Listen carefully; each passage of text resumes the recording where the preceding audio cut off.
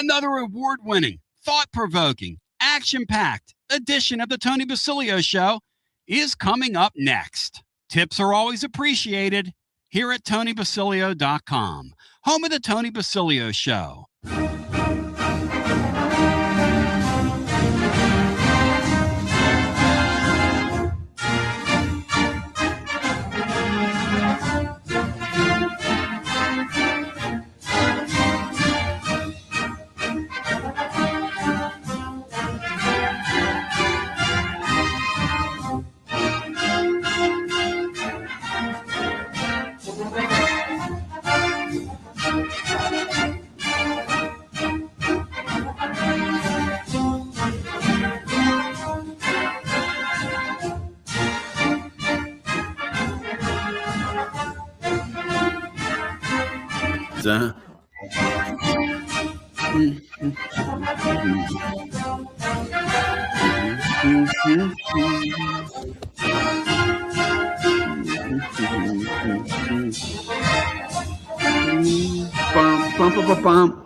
You're listening to FM 105.7 and AM 1340, WKGN Knoxville, and W289CU Knoxville, Fan Run Radio.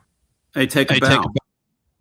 Glad to be here with you. Tony Basilio and you on the eve of when we find out what the SEC media thinks about our Tennessee Volunteers, which I got to tell you, Matt Dixon's on the edge of his seat right now. I'm on the edge of mine. Matt, I want your honest opinion, okay, out of this thing. How much have you paid attention, before we get to the main event here, how much, Matt, have you paid attention to the SEC media meetings this week? To the CBS.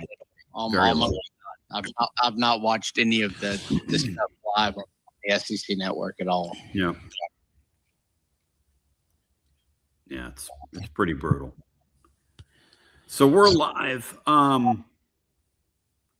We had, I'm just looking, several thousand people saw what we did yesterday or listened, which is kind of crazy, but the level of interest in that kid, I mean, let's just put it in the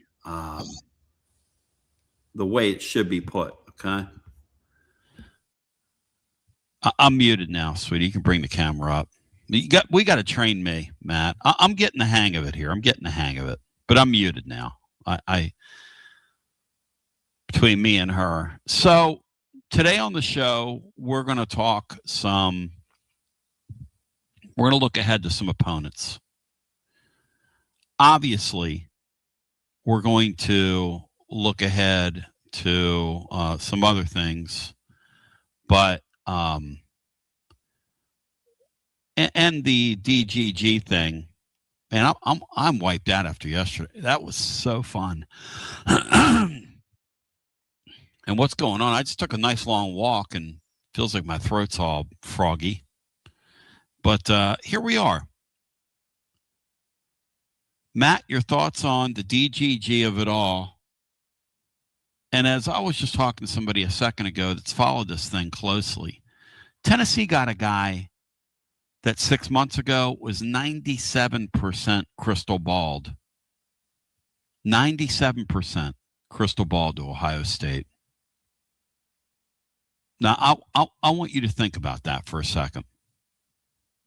Hey, Matt, think on that. 97% crystal ball to Ohio State, man. At one point.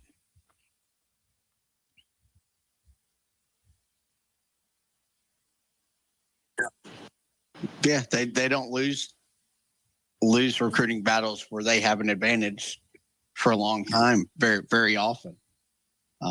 So a really impressive job by everybody at Tennessee to get that home and use the connections with him being down there at Baylor and close to Knoxville to win a huge recruiting battle. One of the bigger recruiting battle wins Tennessee's had in a long, long time. Yeah, and I don't know what to compare it to. Kind of the gold standard of of the Big Ten, and ever since Urban Meyer got there, they've been an SEC program, and they have the results on the field that kind of go with that.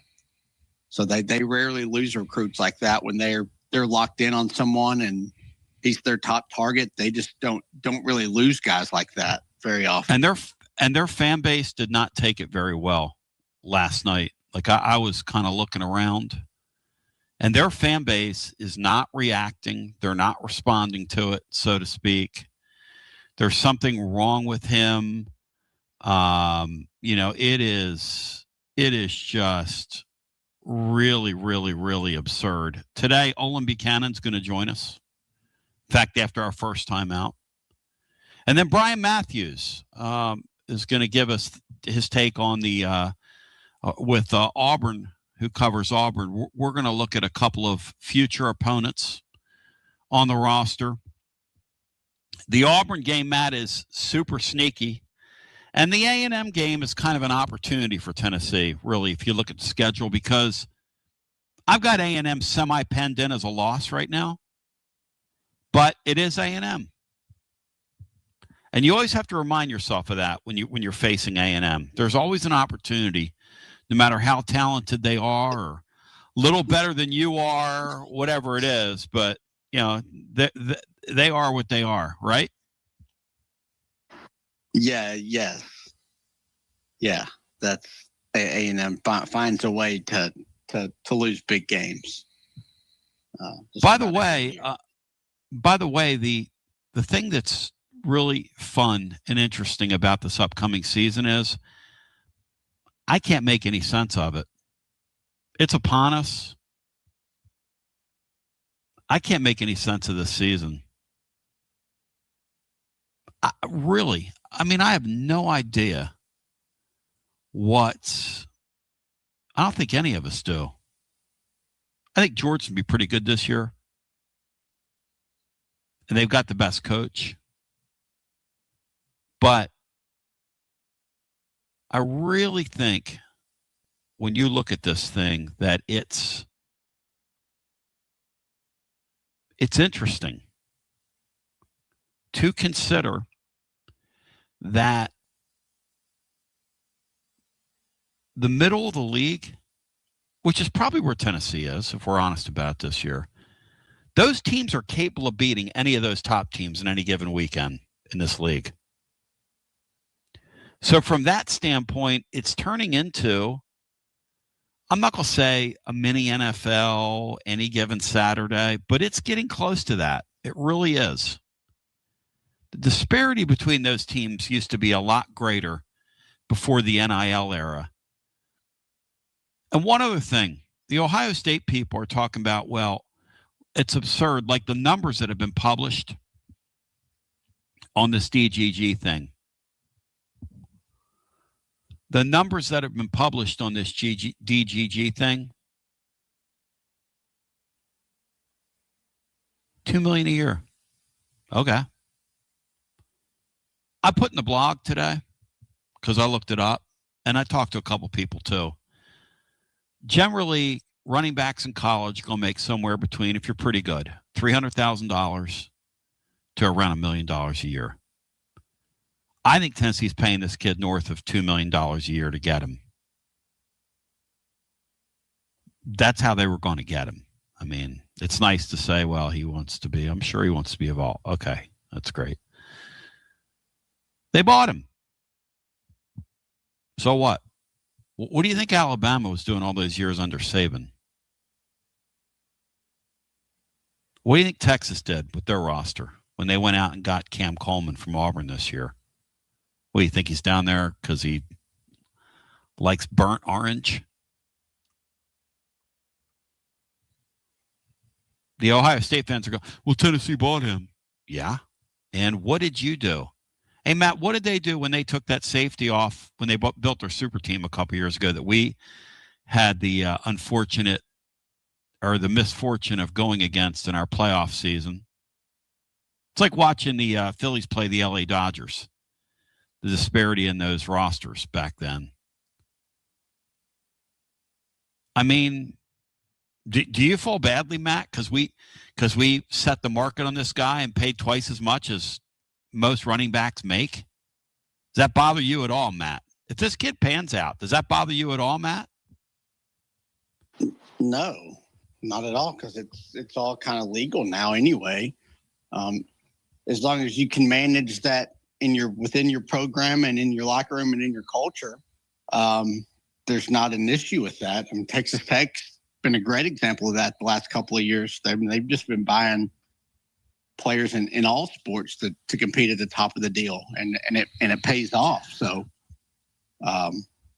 somebody was going to be the first to pay a high school running back, over $1 million or $2 million. Just, it's just what this sport is now. And, whatever Ohio State's paying Jeremiah Smith, he's worth every penny of it and probably double. I mean, you just hope it works out. So no, I'm not. And yeah, you bought a kid, but that's what you have to do now, and you can do it legally for the most part. I can't wait to see what this kid looks Ohio like on the State field. They're acting like that this doesn't happen to them, Ball. They don't know how to respond to this because Yes. It doesn't happen to them. It never happens to them. Right. That's the significance of this. Whether this kid pans out or not, I don't know. None of us know. But the thought and the fact that you did it, the fact that you did it. Here's Martin King, who's a Ohio State fan. On a scale of 17 to 42, how do you think he will be? Now, Matt, you think that's a fun burn? I mean, these people, and they're not used to losing. That's the thing about it. Matt's exactly right. But what this says for Tennessee and what this should say to the fan base is we're real. We're back. We matter. We're in this thing to win this thing. Look, I remember when the Phillies went through a terrible stretch. And then they overpaid for Bryce Harper to get Bryce Harper. And that's what this feels like. This is a signal to your fans that we're in this thing, that this is real, that we're now a player. And you know what? There's something to be said for it. Martin King did not think a couple weeks ago when he was on here gloating that Tennessee would take him away from Ohio State. Sure, they bought him. Yeah, and? I mean, you're in a league where everybody buys everybody. I thought the kid's presentation last night and the way he comported himself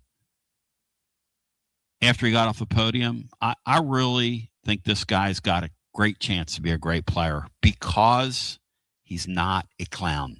There was nothing clownish about what he did last night. Nothing clownish at all.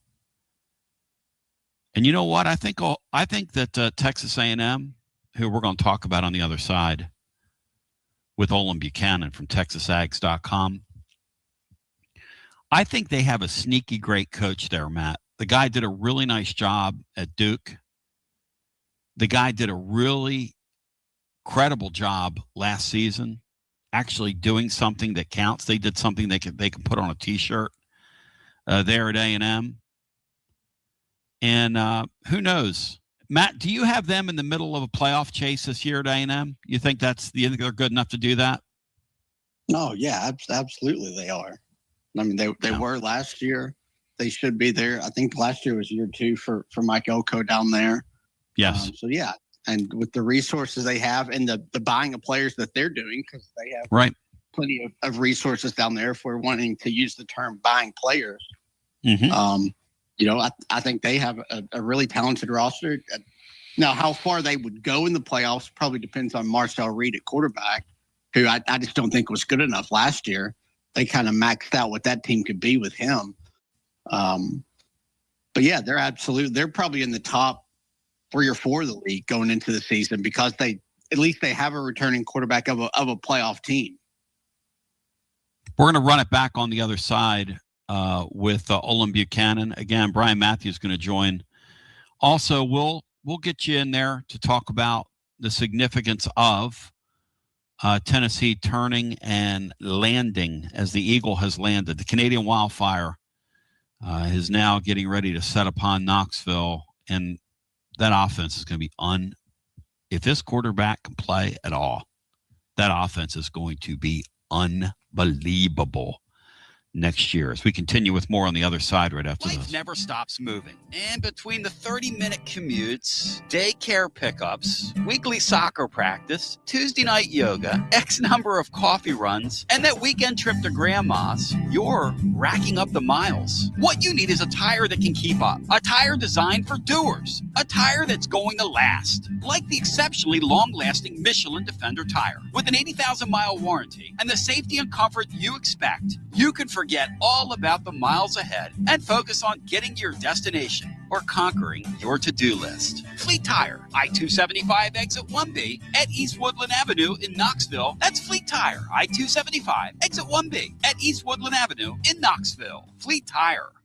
The High Noon line of hard seltzers is always a winner and always next level. High Noon vodka seltzers come in 14 flavors with real vodka and real fruit juice. Only 100 calories with no sugar added, and it's gluten-free. Personally, I'm partial black cherry and pineapple. 14 flavors. That's as many bad takes as I've got in a week. In the mood for a kick? Try High Noon vodka iced tea in 6 refreshing flavors, including peach and lemon, green tea, and half and half. Feeling adventurous? Check out High Noon tequila seltzer in 6 refreshing flavors, including my favorite, Blood Orange. High Noon Real Vodka. Real fruit juice. Live like the sun is always out. Brought to you by High Noon Spirits Company. Must be 21 and over to enjoy responsibly. Are you tired of hiding your smile because of crooked teeth? At Knoxville Smiles, we've got the perfect solution. Invisalign. No metal, no wires. Just clear, comfortable aligners that straighten your teeth without anyone noticing. Eat what you want, smile with confidence, and see results in as little as 6 months. Call us today for more information about Invisalign, 865-539-1776. Or just visit us online at knoxvillesmiles.com. Smile brighter with Knoxville Smiles. Baseball fans, it's time to step up to the plate. Look your best. Get some new Tennessee gear from Alumni Hall. Alumni Hall has the best selection. Top brands for you to choose from this season. Look, it's nice and warm outside. So get into any of their 6 air-conditioned East Tennessee locations. Shop online, download the app, grab your Tennessee baseball jersey, your hat, your decal, maybe a t-shirt, and they have so much more. Earn $10 in rewards for every $150 you spend. Go Vols and shop Alumni Hall, your ultimate Tennessee shopping destination. Touch them all with Alumni Hall. When it's time for a fresh coat of paint, run, don't walk to Walker's Painting. Interior and exterior, Walker's Painting's been making it beautiful since 1999 across the Knoxville area. New construction, repaints, commercial, residential, free estimates available. And get this, mention you heard Walker's Painting on the Basilio show, 10% off your first job. Let's go! Run, don't walk to Walker's Painting. 865-688-1410. That's 865-688-1410. Walker's Painting, making it beautiful since 1999. Check out the ad at the blog at tclub.team. Walker's Painting. Inward Half is committed to the game and the memorable moments that happen in between. From the tee box to the tailgate, from the green to the big game. For the first birdie with Dad, the first big win with Mom. Friday night lights, Saturday superstitions, Sunday traditions. Fall into the comfort and unparalleled performance of Inward Half. This fall, enjoy the walk-in. It's the hottest post-game show on the planet. Garza Law. Fifth quarter fan reaction. Fan reaction. As soon as the final gun sounds, we're live. With Gary Sturm. He's with Mortgage Investors Group, making our community a better place every day. Gary, you've been at it 32 years, man. Yes, Tony, I've been at Mortgage Investors Group for 32 years. We've known each other since, back in the 80s, right? And we've gotten to know each other recently as our family has gotten involved with another mortgage. Through that whole process, you were a prince, just like Jeker. When he called you at 3 o'clock in the morning after a Tennessee loss, you've been giving your phone number out for a couple decades. And why is that, Gary? This is the biggest financial decision you're ever going to make. You don't want to trust somebody online, some 800 number. You want to call somebody like myself that's going to give you my number, and you can call me anytime. I'm there to help you. I'm there to help you and your family, and I appreciate that. I appreciate your trust in me. You can call me anytime. You can be like Jeker and call me at 2 a.m. and complain about the balls just like he did. I'd rather you call me about a mortgage, but that's okay. If you want to cry about the balls, we can do that too. I'm a ball at heart. You know that. And if you want to come in and meet with me face to face, I'm here. If you want to do it online, I'm here. That's fine. If you're curious if you can qualify to buy a house, people know the housing market's tough. That's what I'm here for. There's no obligation. You can call me anytime. I get you pre-qualified. Or maybe you've got a mortgage, you're thinking about refinancing. Maybe you want to shorten the term. Maybe you want to go to a 15-year. Who knows? But again, that's what I'm here for. It's what I've been here for 32 years. My number is 865-660-2648. It's 865-660-2648. Gary Storm at Mortgage Investment. Take great care of you. Got a plumbing or HVAC problem at home? Whether it's an AC that won't cool, a furnace acting up, a clogged drain, or a water heater problem, Pipe Wrench Home Services is ready to help. Right now, get 15% off any HVAC or plumbing repair when you schedule service with Pipe Wrench Home Services. Our licensed technicians are equipped to diagnose the issue, explain your options, and get the repair done right the first time. Don't let a small problem turn into a major headache. That strange noise from your air conditioner, the water heater that's not keeping up, or the drain that keeps backing up won't fix itself. The longer you wait, the bigger the problem can become. At Pipe Wrench Home Services, we make repairs simple with friendly technicians and fast, reliable service that you can count on. We'll arrive ready to identify the problem and get your home back to normal as quickly as possible. Take advantage of 15% off any HVAC or plumbing repair and schedule your appointment today at pipewrench.com. And as always, same-day service guaranteed or the visit is free. Restrictions may apply. Eligible for repairs up to $5,000. Visit pipewrench.com for details. Bow thy head when you say thy name, the great Olin Buchanan, who has joined us a bunch in the past. I always love talking with him. He's with TexasAgs.com. Olin, I bring you in against a backdrop that the Ags are coming off a playoff season. The SEC media meetings are occurring, media days. This thing's getting real, man. This thing's real right now. Yeah, I think media days is like going to the you're in the parking lot of the restaurant, right? And not bad. The fall camp is the walk into the. You're taking the walk inside, and then the season's when you eat. So at least we're in the parking lot, getting ready to get started, getting ready to eat. Olin, what do we know besides that the Ags had a really nice season last year? One of the funniest results of the year was when Frankie Jr. was from South Carolina was celebrating a victory at halftime. If only football games were 30 minutes. Yeah. But what do we know about the Ags coming back this season? What can we say declaratively about them? That's hard to say. I think we know that they have a good quarterback that was good last year, and I suspect will be better this year. We appreciate the good folks of Tennessee for sending Marcel Reed down here. I think we know they have a lot of explosive capabilities with Mario Craver at receiver and Reuben Owens at running back, Ashton Bethel Roman at receiver. They brought in Isaiah Horton from Alabama.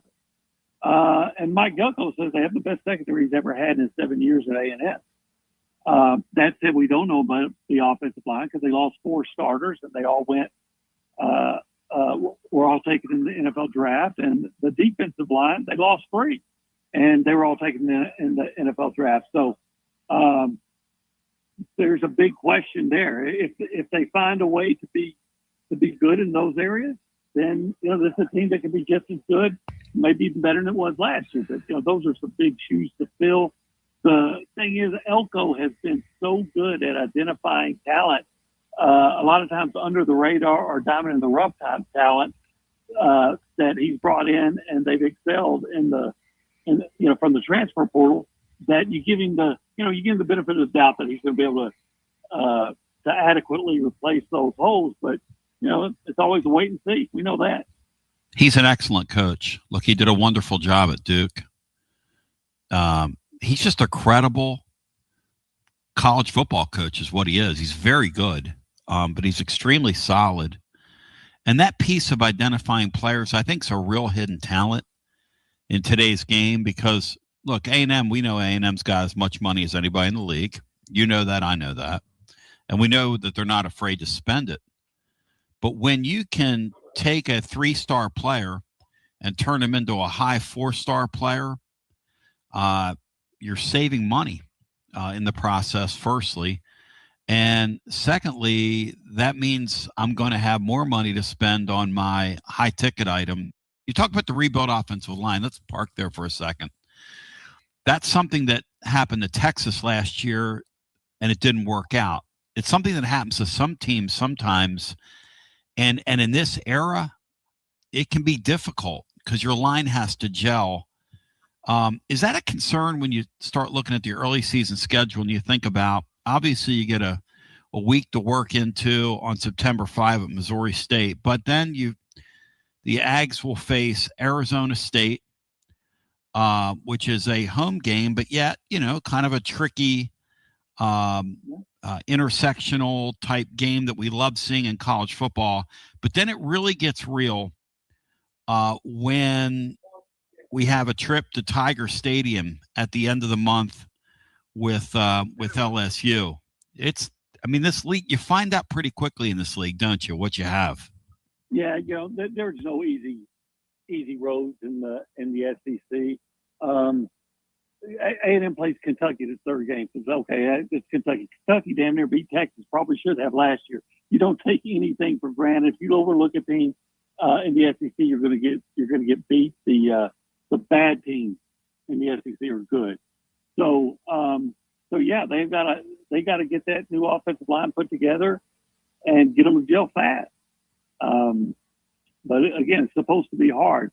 Although they brought in 4 guys that were all starters at some point on SEC teams. Now the detractors can say, yeah, but they're all on bad offensive line. But he again, that's why you give him the benefit of the doubt to look at guys that he thinks has talent and says, yeah, if we use them a different way. Last year brought in Nate Bogacher from Nebraska at tight end, who had 19 catches in 4 years in Nebraska and didn't do much. Well, he came down here and caught the touchdown pass that beat Notre Dame and ended up being a second-round draft choice. And he did that with some other guys too. We'll see if he does the great job evaluating them, and if their offensive line coach Adam Cushing does a really good job of developing. But that's why when I look at this team, I say until I see that offensive line perform with my own eyes, I got to say they're probably looking at an 8-4, 7-5 year. But if that offensive line can be, I don't even say it has to be as good as it was last year. If it can be good, they could be a 10-2 or better because they have a lot of explosive talent in the skill position. There's no question. Matt Dixon, jump in here. The thing you don't want in that game is to be bad in either line. If you're bad in either line, you will get exposed in this league because everybody's capable of exposing you. And as you were saying, even a Kentucky would be capable of exposing you. Isn't that the difference? I mean, now that you guys have been a decade and a half in the league, the difference between this league and most leagues is those middle teams to the bottom teams, if you're not paying attention, are capable of beating you. Oh, without a doubt. I used to work at the newspaper years ago in Austin, so I had a lot of friends that still work there, and I would tell them, they say, how tough the SEC is, and look, Oklahoma beat Alabama in a bowl game, or Texas beat Georgia. It's not like that. And I tell them, I said, it's not the one game situation. In one game, anybody can win, but it's, can you do it one week and then do it the next and do it the next? And, they went, they learned, they went down to Florida and got beat because they weren't ready to play. And, they were down 17 in the fourth quarter against Mississippi State. So that's not the crack on Texas, but that's just to use that as an illustration of, how difficult a road it's going to be for everybody. Because like I said, and like, if you dare overlook somebody, you're probably going to go home disappointed. Matt Dixon, jump in here. Olin Buchanan, he is TexasAgs.com and one of the OGs out there. Go ahead, Matt, jump in. Yeah, just from a Tennessee perspective, just being able to watch A&M last year, and with Elko, I think the questions are going to be answered defensively. You mentioned the secondary going to be very good. But a Reed-cooled offensive line and Marcel Reed might not be the greatest recipe. You talked about Reed, he's coming back. Felt like he was maybe a weak link in terms of taking A&M from just being a playoff team to being a team that can win playoff games. Is there a strong belief that he's going to make that jump and be good enough for A&M to not just get back to the playoffs, but challenge to potentially win playoff games? Well, first of all, I don't think Marcel was a weak link. He threw for over 3,000 yards and rushed for almost 500. Had a lot of big plays that he made that unfortunately got called back on what, of course, Aggies felt like were dubious penalties. You always think that the penalties that nullify a big play, you always think they were bogus. But Marcel did not play well in his last two games. In those last two games, this happened to be against two really good teams. You got to be good against the good teams. What Marcel has to get better at is making some better decisions, especially in the red zone. He had 12 interceptions last year. 6 of those came in the red zone or on the brink, like the 21-yard line. And he's got to understand not to make a bad play a worse play. I can think of a couple of cases, one against South Carolina. He's going to get sacked, but he still tries to make a pass instead of just saying, hey, look, I'm going to get sacked. Well, that attempt turned into a fumble that went for a touchdown for South Carolina. So he understands that. He even said that yesterday, that I got to, one of the first things I've got to do is learn to let a bad play be a bad play and not make it worse. But that was his first year as a full-time starter. And, I think most of us in our jobs, we get better from year 1 to year 2 to year 3. So if that's the case with Marcel, then I think, A&M will have a great chance to be in the playoff again, provided that Marcel and the rest of the offense is getting enough protection, from the line. I'll just say this: I don't think Marcel is very high on their list of concerns. I think Elko feels like that throughout the spring he saw Marcel take some significant strides forward, and they feel like he's already good. So I think again, it's a line of scrimmage league, and that's where A&M's concerned is how good they're going to be at the line of scrimmage. Olin Buchanan, TexasAgs.com. How significant was it? Matt mentioned, right? Getting to the playoff last year, getting your feet wet, and then because we were talking as prelude before we put you up, which is A&M's got to feel like we want to get back and we want to win some games. That's kind of the next step. That's what we're all trying to do now in the sport. Not only get there, but get there and stay there, and make your way through the tournament, kind of like Miami did. Miami came very close to winning it all last year. Yeah, I think that Mike Elko, one of the points he made, from the beginning when he became head coach, and I will say this: the trajectory of A&M success under Jimbo Fisher changed as soon as Mike Elko left as defensive coordinator, went to Duke.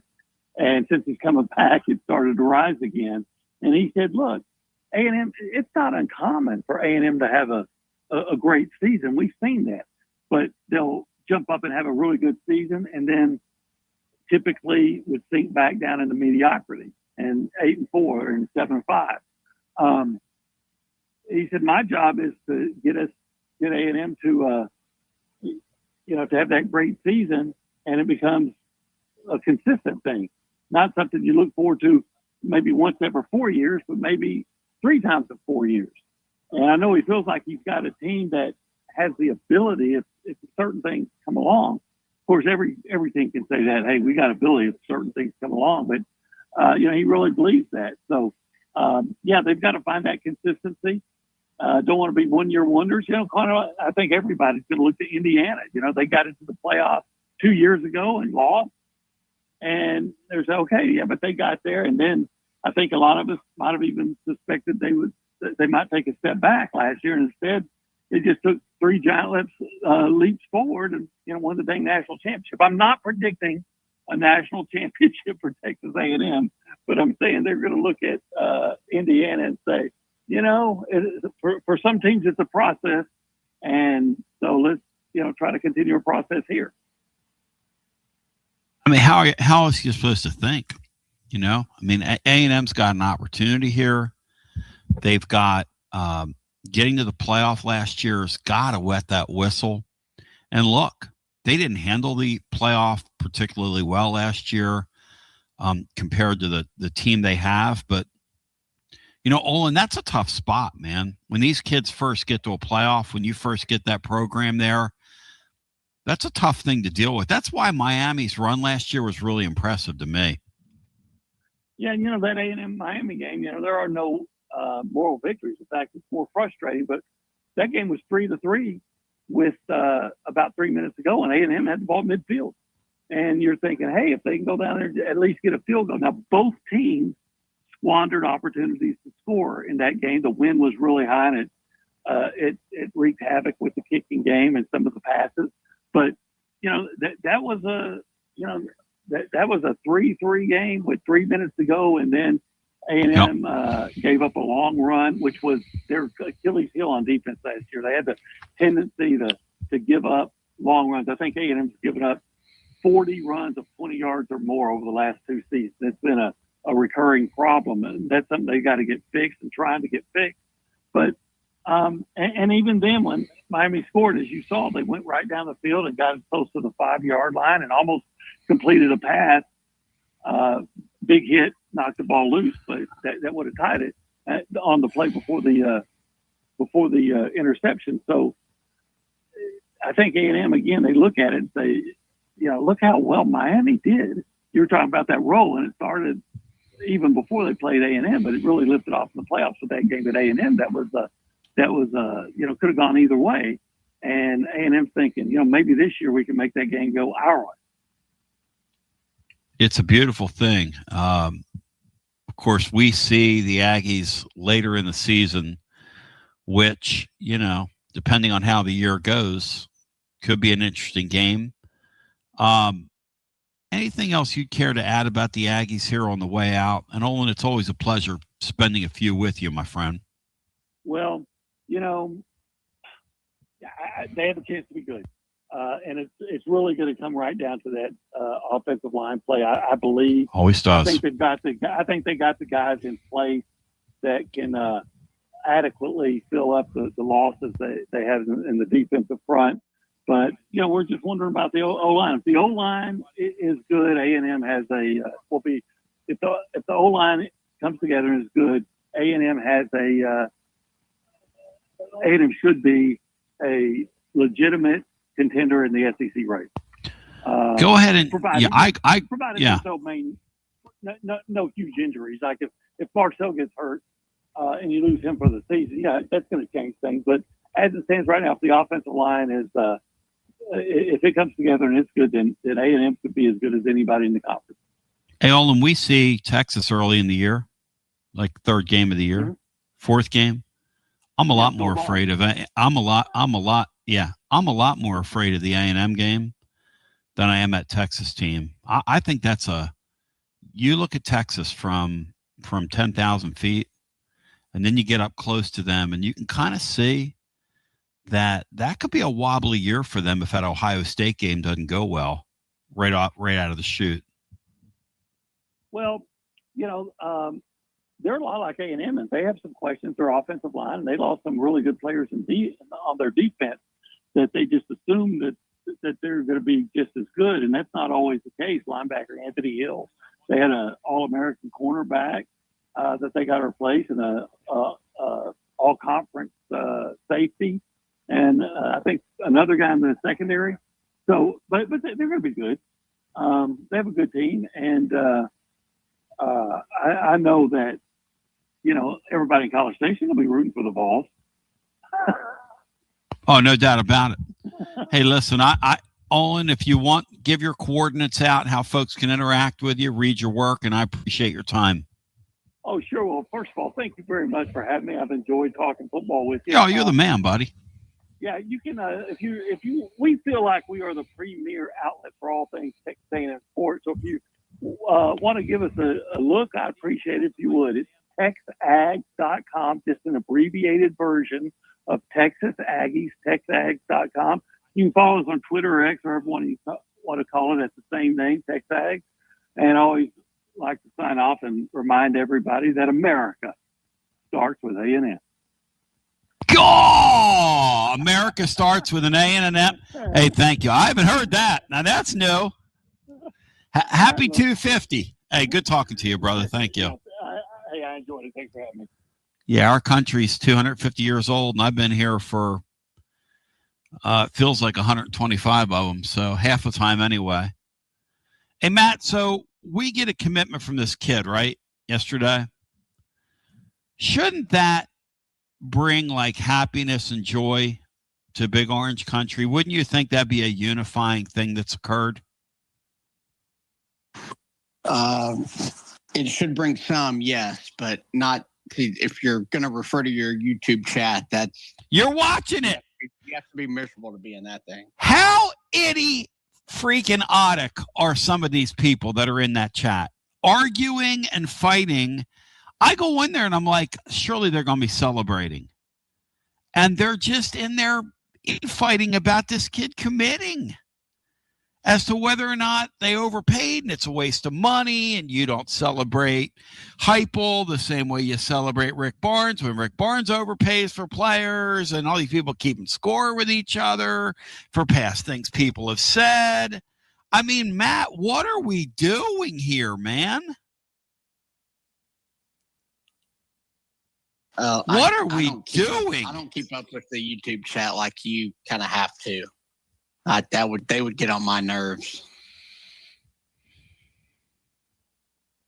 Chris Compton said Basilio with the softball stuff, no cult questions per usual.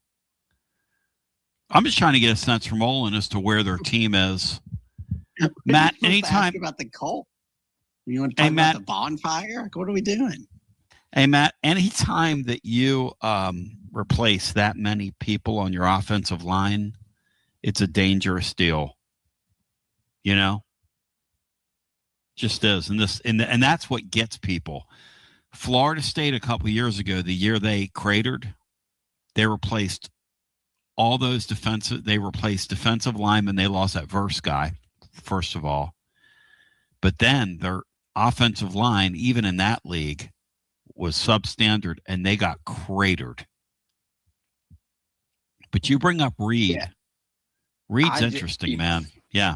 I like it. Talented player. Obviously can make some plays and is a dual threat guy, which you have to have in this era. But when I watched him in their big games, and I think he got hurt against Texas and probably carried that over against Miami. But man, he really struggled. So if he's not their biggest question mark, then that's probably a good sign for them. But I just think him behind a new offensive line is the recipe for some struggles, at least early in the season. I'm just not sold on him being a playoff winning quarterback. Obviously, you can get there, but I mean, I felt like he was the weak link on their team last year. Nega Dave said to me, Matt, when has Rick Barnes ever overpaid for anyone? First of all, I don't think this is an overpay. I think it's a pay. We've all said that Josh Heupel's never gotten one of these backs. And we all wanted to see and want to see what it would look like, what Tennessee football would look like if Josh Heupel got one of these players. Now they're going to have one. Now we're going to have to wait a year to see him. But I don't understand, why are we not celebrating? I'm celebrating it. Why are we worried about whether or not, who cares? It's not my money. It's not your money. It's monopoly money to us fans. Yeah, who cares? And by the way, would you rather not have the money to spend it? I mean, that's the point. Overpaying the other guys, setting a new standard, whatever. You got who cares? The kid. As long as it fits into your culture, it's not an issue. It's kind of like when they got Nico, right? It's like, and we were talking with James Clausen about that yesterday. People can question, like, well, the Nico thing was a mistake. No, it wasn't. See, people say, well, this thing with Chaz Coleman, I want you to play in the portal. It's not always going to work out. Okay. Not always going to work out. And I mean, you're never going to get these things 100% right. Here's the thing we know about this DGG guy. Watson Brown came on here yesterday and said he's never coming off the field. And there will be games where he's going to touch the ball 35 times. That was Watson, not me. By the way, Olin Buchanan appears on your High Noon hotline. I want to shout out my friends at High Noon today because it's High Noon somewhere. Who knows? It might just be here before too long or anywhere that you are around the world. And High Noon's hard line of seltzers, always a winner, always next level. Just like DGG, a.k.a. the Canadian Wildfire. David Gabriel Jorge. Shout out to Marky Boy Griffin. When I was a kid, a card I used to get all the time was Jorge Horta. Jorge Horta, when he played with the White Sox. But I digress. Only 100 calories, no sugar added, gluten-free. High Noon, hard line of seltzers, ladies and germs. Real vodka, real fruit juice, live like the sun is always out. So, the High Noon hotline will get another workout here in about 20. In the meantime, an opportunity for some phone calls. How does DGG's commitment sit with you? Sean Sinclair said something pretty interesting. Cinco was on his game last night along with Sexy Exy. We went for about 100 minutes last night. We got calls from basically all over the country. We had listeners from all over the world. A bunch of people downloaded the show, several thousand. Some people partake the video content, which I don't know if I would want to look at me, but some people say I'm animated. Some people think I look like a Muppet. Some people think do you think I'm sexy? Anyway. So this is rare air. The Vols are in. I'm trying to remember the last time we were involved in a recruiting battle like that united so many people.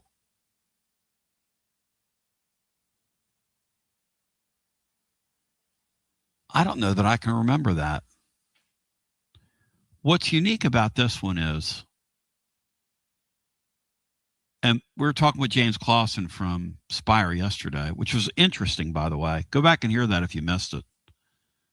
On our archives over on our website at tclub.team. Also, like and subscribe over on YouTube, as we're now over 5,000 on our way to 6,000 subscribers, and we haven't even tried yet. But and that's a huge number when you think about all the people that we have in our app and the tens of thousands of people that read the blog each week. It's crazy. We do crazy numbers. At any rate, people were asking yesterday, like, this is the most significant recruit since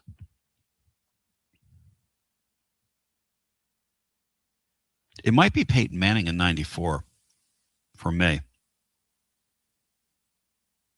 And here's why. And I don't say that lightly, but I was here. Peyton Manning visited during an ice storm, which was really crazy. Laura and I at the time were living in, oh God, honey, where were we? Oh, we were in that old house that was in Fort Sanders. And it had zero insulation. We sat in there and froze. It was brutal. It was so cold outside. Anyway, when you got Manning to say yes, all of a sudden you're seen differently. And this feels like Tennessee's program is seen differently with this guy. Now, I'm not comparing him to Manning. I don't know what kind of player he's going to be. None of us do. He looks like he's got a chance to be very, very good. And this offense is great for, obviously, running backs. But, Matt, do you have a sense that this guy is super valuable from that standpoint? The credibility of it all?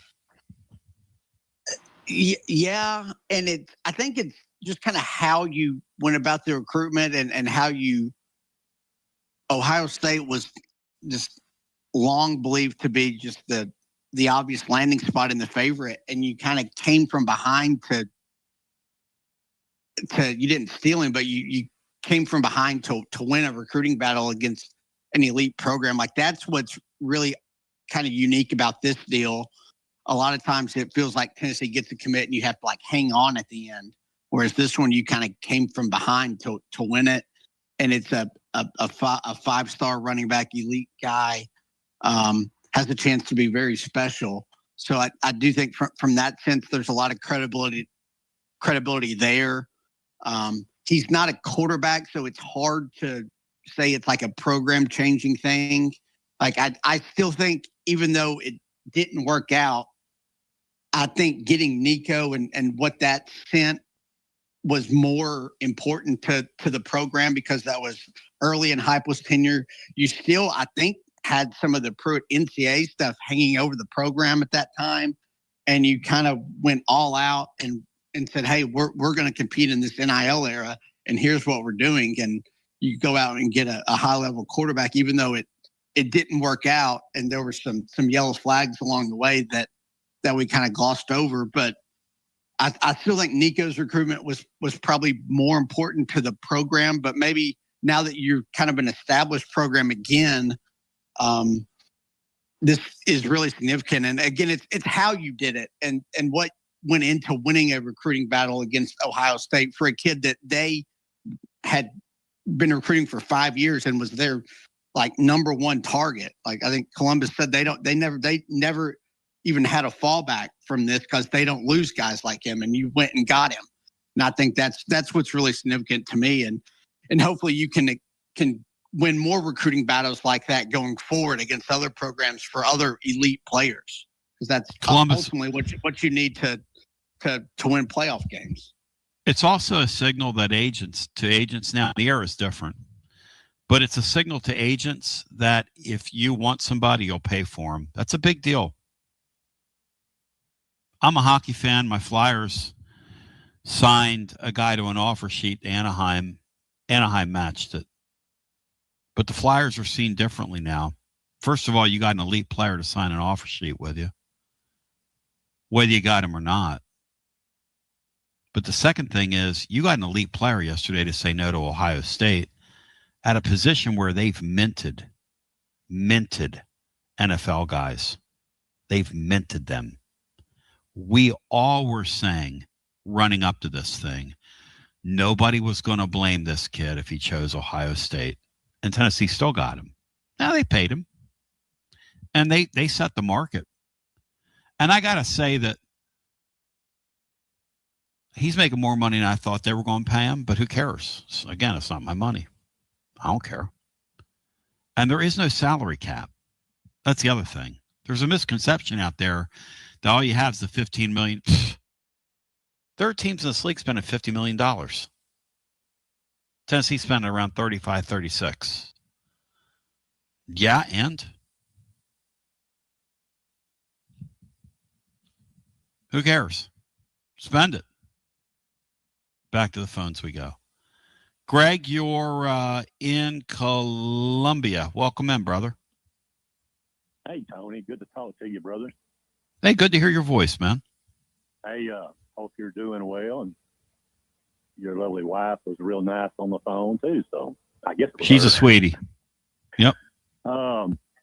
When it comes to Georgia's, I'm so happy Tennessee went strong after this dude. I've seen video.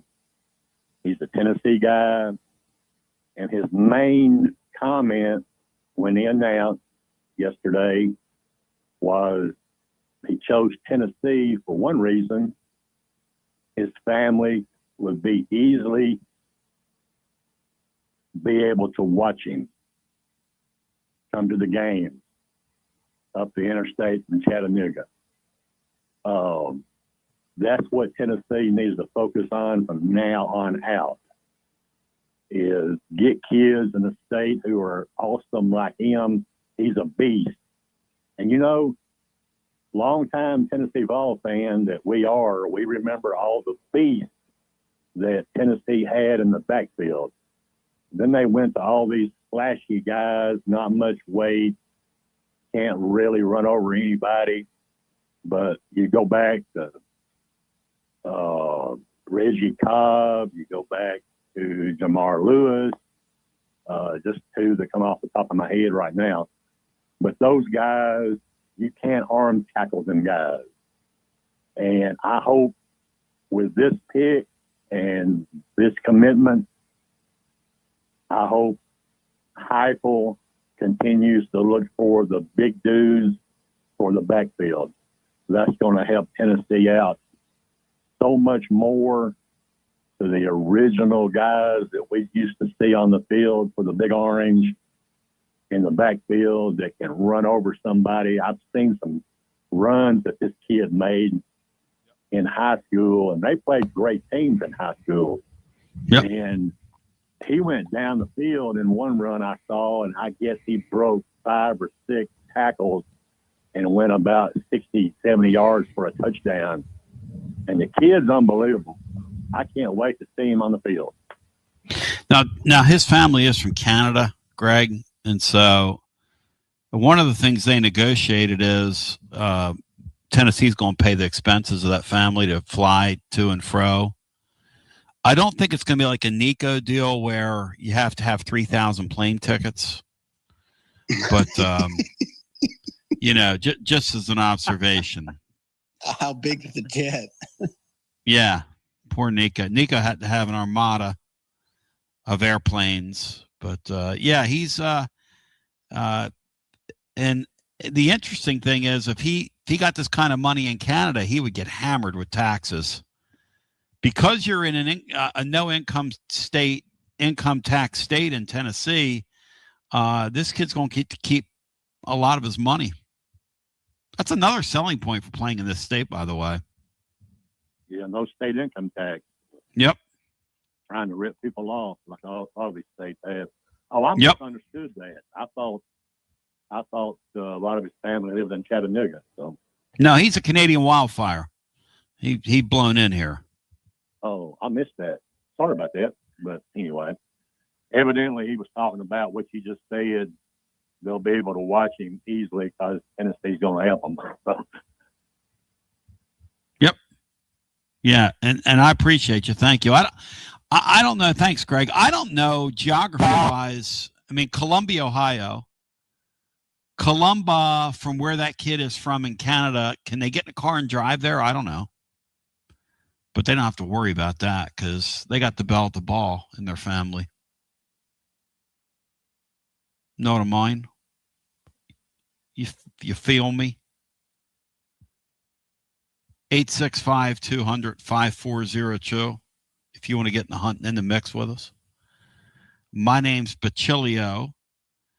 And I'll tell you this Owings guy is doing work right now.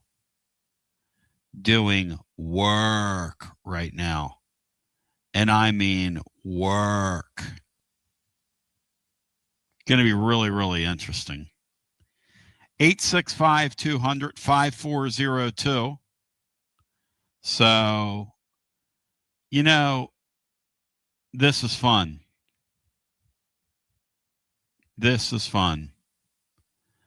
865-200-5402. We come back on the other side. Upon our continuance, we'll visit with Brian Matthews. We'll get to take on Auburn.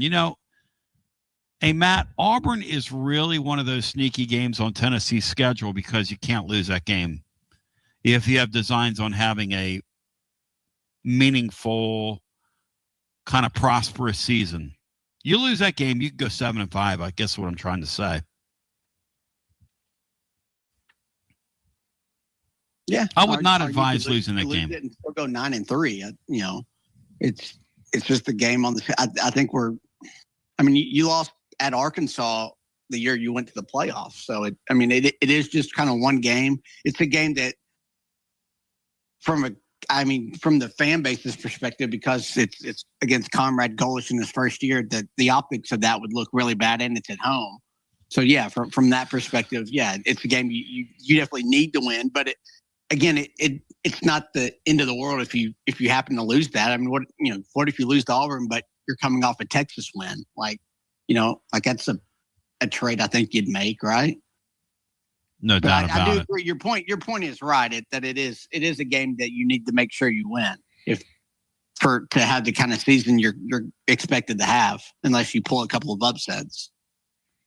And the thing about Auburn is they're going to make it up as they go along. They basically have brought a bunch of the team from South Florida into the SEC. And at times last year, they were pretty good. But at times, this Brown guy's boom or bust for them, their quarterback. I don't know how much I trust him. But we'll visit with Brian Matthews on the other side. We'll do all that, hour 2, and then get some more thoughts. And X has another thought here that I'll share with you on the other side regarding this DGG commitment. So we continue with more. Come back on the other side after this. You're listening to FM 105.7 and AM 1340, WKGN Knoxville, and W289CU Knoxville, Fan Run Radio. Tony B, inviting you to experience the Collins Insurance difference. And what's that? How about multiple top carriers that you can trust? Like Erie, they underwrite our entire Rainier studio and everything around it. Travelers, Hartford, Hanover, Progressive. We do what's right because we care. In today's technology-driven world, maintaining the human touch, Bruce Springsteen, is one of our main focuses. We deliver the best customer service humanly possible. We give you someone that you can actually call or sit in front of. Imagine that. No call centers here. Experience the Collins Insurance difference. Check them out at collinsinsuranceTN.com, and they're Mrs. B approved. Collins Insurance. TB with a few serious questions. You feeling tired? Foggy, you gaining weight, or you just don't feel like yourself anymore? Hormone therapy is finally becoming mainstream, but it's truly something my man, Dr. Tom Rogers, has been doing for over 20 years. Dr. Rogers at Performance Medicine wants you to feel your best, and he treats both males and females. So guys, we can do this as a family.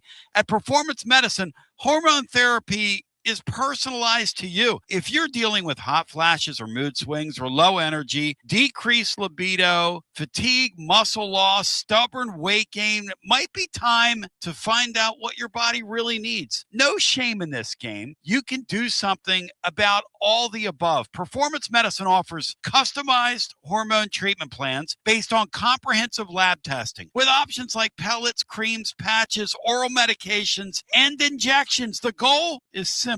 Help you feel like yourself again. Next level. Make your life better. Take it to the higher plane. Visit performancemedicine.net. Schedule your consultation today. You'll feel your best with Performance Medicine.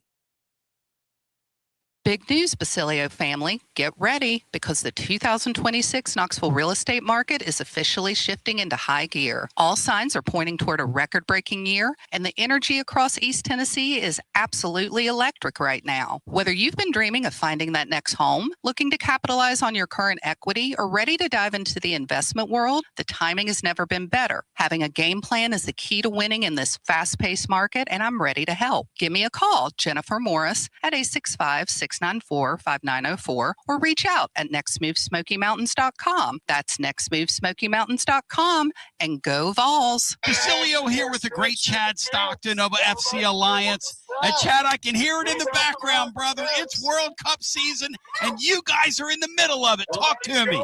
We are excited. Our U9 through U12 trials just kicked off today for our locations in Knoxville and in Johnson City. So we're ready to offer any player top-level competition, top-level training anywhere they want to be in Northeast Tennessee. In our programs, we offer competitive play for anywhere from 9-year-olds to 19-year-olds. We've got 2 locations. Our location in Knoxville is kind of our home base, and our location up in Johnson City in the Tri-Cities area is our FC Alliance North. Both locations are growing tremendously, and we're excited about what the future holds here at both locations. Growing the beautiful game in the season of the World Cup. Chad Stockton, how can folks get more information? Go to our website, FC Alliance or FCAllianceNorth.org, and both locations we're happy to serve the beginning player or the more experienced player, because what we will promise is the top-level training and top-level leagues that we can play in for all of our players. Growing the beautiful game in Knoxville and now also in the Tri-Cities. FC Alliance. Thank you, Chad Stockton. Thanks, buddy. Okay, so we really need uniforms and equipment for this season. Can I trust you with that? Cool, I'll just order them online.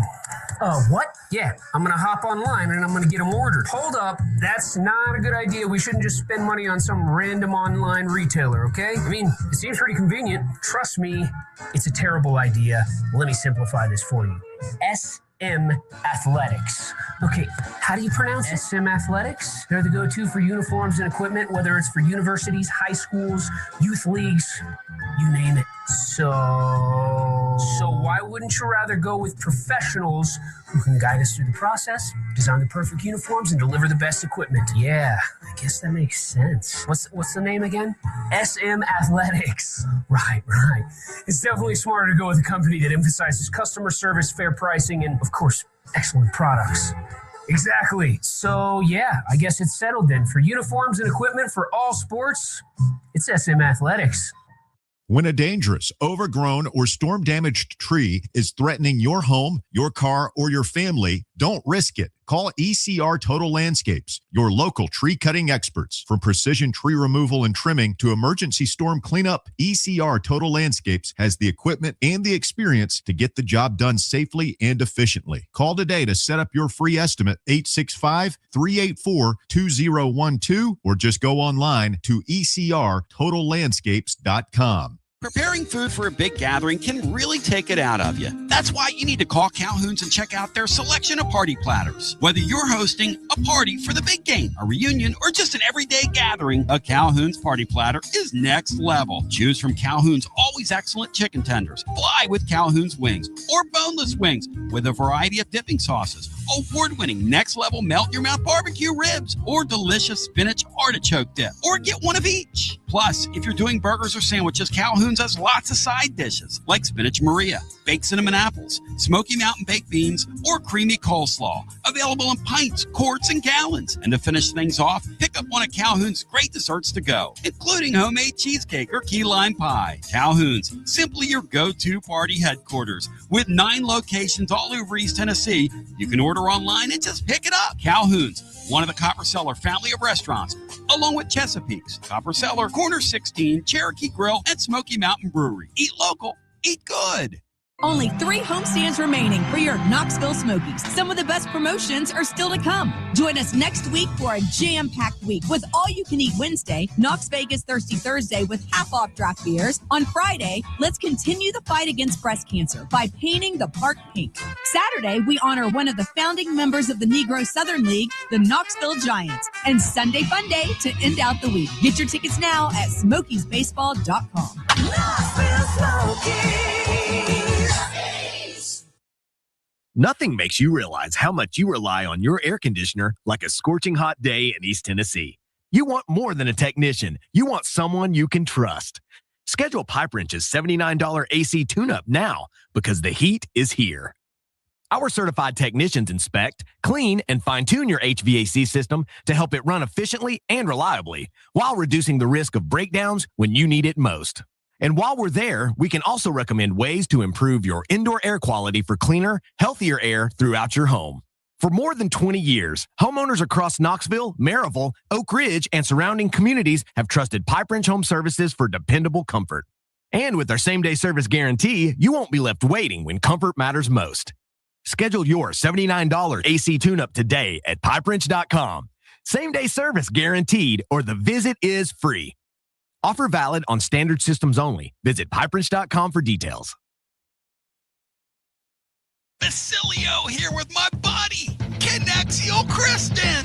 Hey, Tony. Good to see ya. Connexial builds fleet technology that helps transportation and logistics companies win big. Live GPS, easy ELD and compliance tools, AI dash cameras, and asset tracking, all backed by the .1 U.S. customer support team. Want a better playbook for your operations? Visit Connexial.com/Tony. That's KONEXIAL.com/Tony. Connexial, built for drivers, trusted by fleets, and proud Vol fans.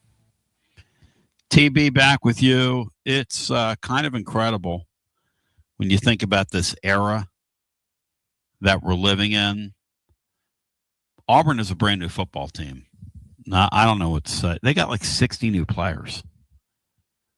It's insane. Brand new head coach.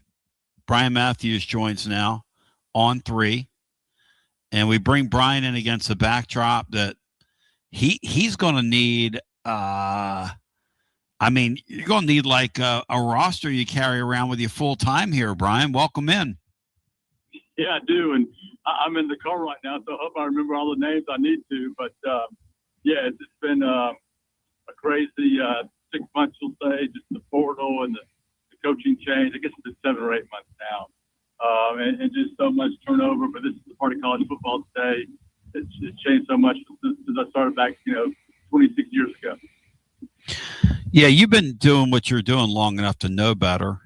Because I'm like 32 years into my maybe I'll get a real job at some point, but I'm 32 years into this, whatever this is I'm doing. And Brian, I want to ask you something about the previous regime before we go any further, because I've got a caller named Mark in Columbus, and he is a huge fan of Hugh Freeze. And what happened to the Freeze era there, because it just never seemed to take flight, did it?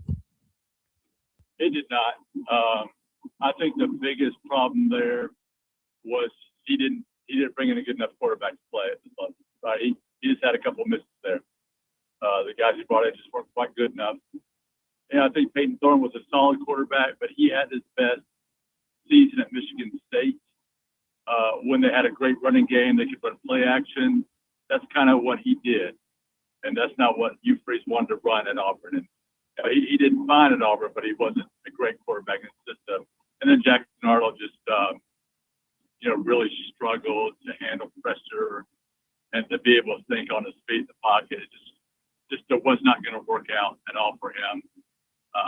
Great kid. I hope he does what UNLV. But I think that was the number one thing. The number two with Hugh Freeze is, I don't think he ran quite tight enough ship, in a big program like Auburn with the expectations. He just, if you compare the defense under DJ Jurgens to the offense under Hugh Freeze, because it was ways and discipline and how they practice, just everything that went on and off the field. I think he got, I don't want to say lazy, but I just think he missed it a little bit in that area. Yeah, it just looked like he didn't look like the same guy that was at Ole Miss at all, did he? Not at all. It's really strange. Yeah, and I also think another thing is, and this is a lot of coaches that are, in their 50s and up, or that have been around a while. a lot of them have a hard time adapting to this new era of college football with the portal, with players getting paid and how you handle that. It's just a difficult situation for an older guy that's used to doing things a certain way to have to adapt to this.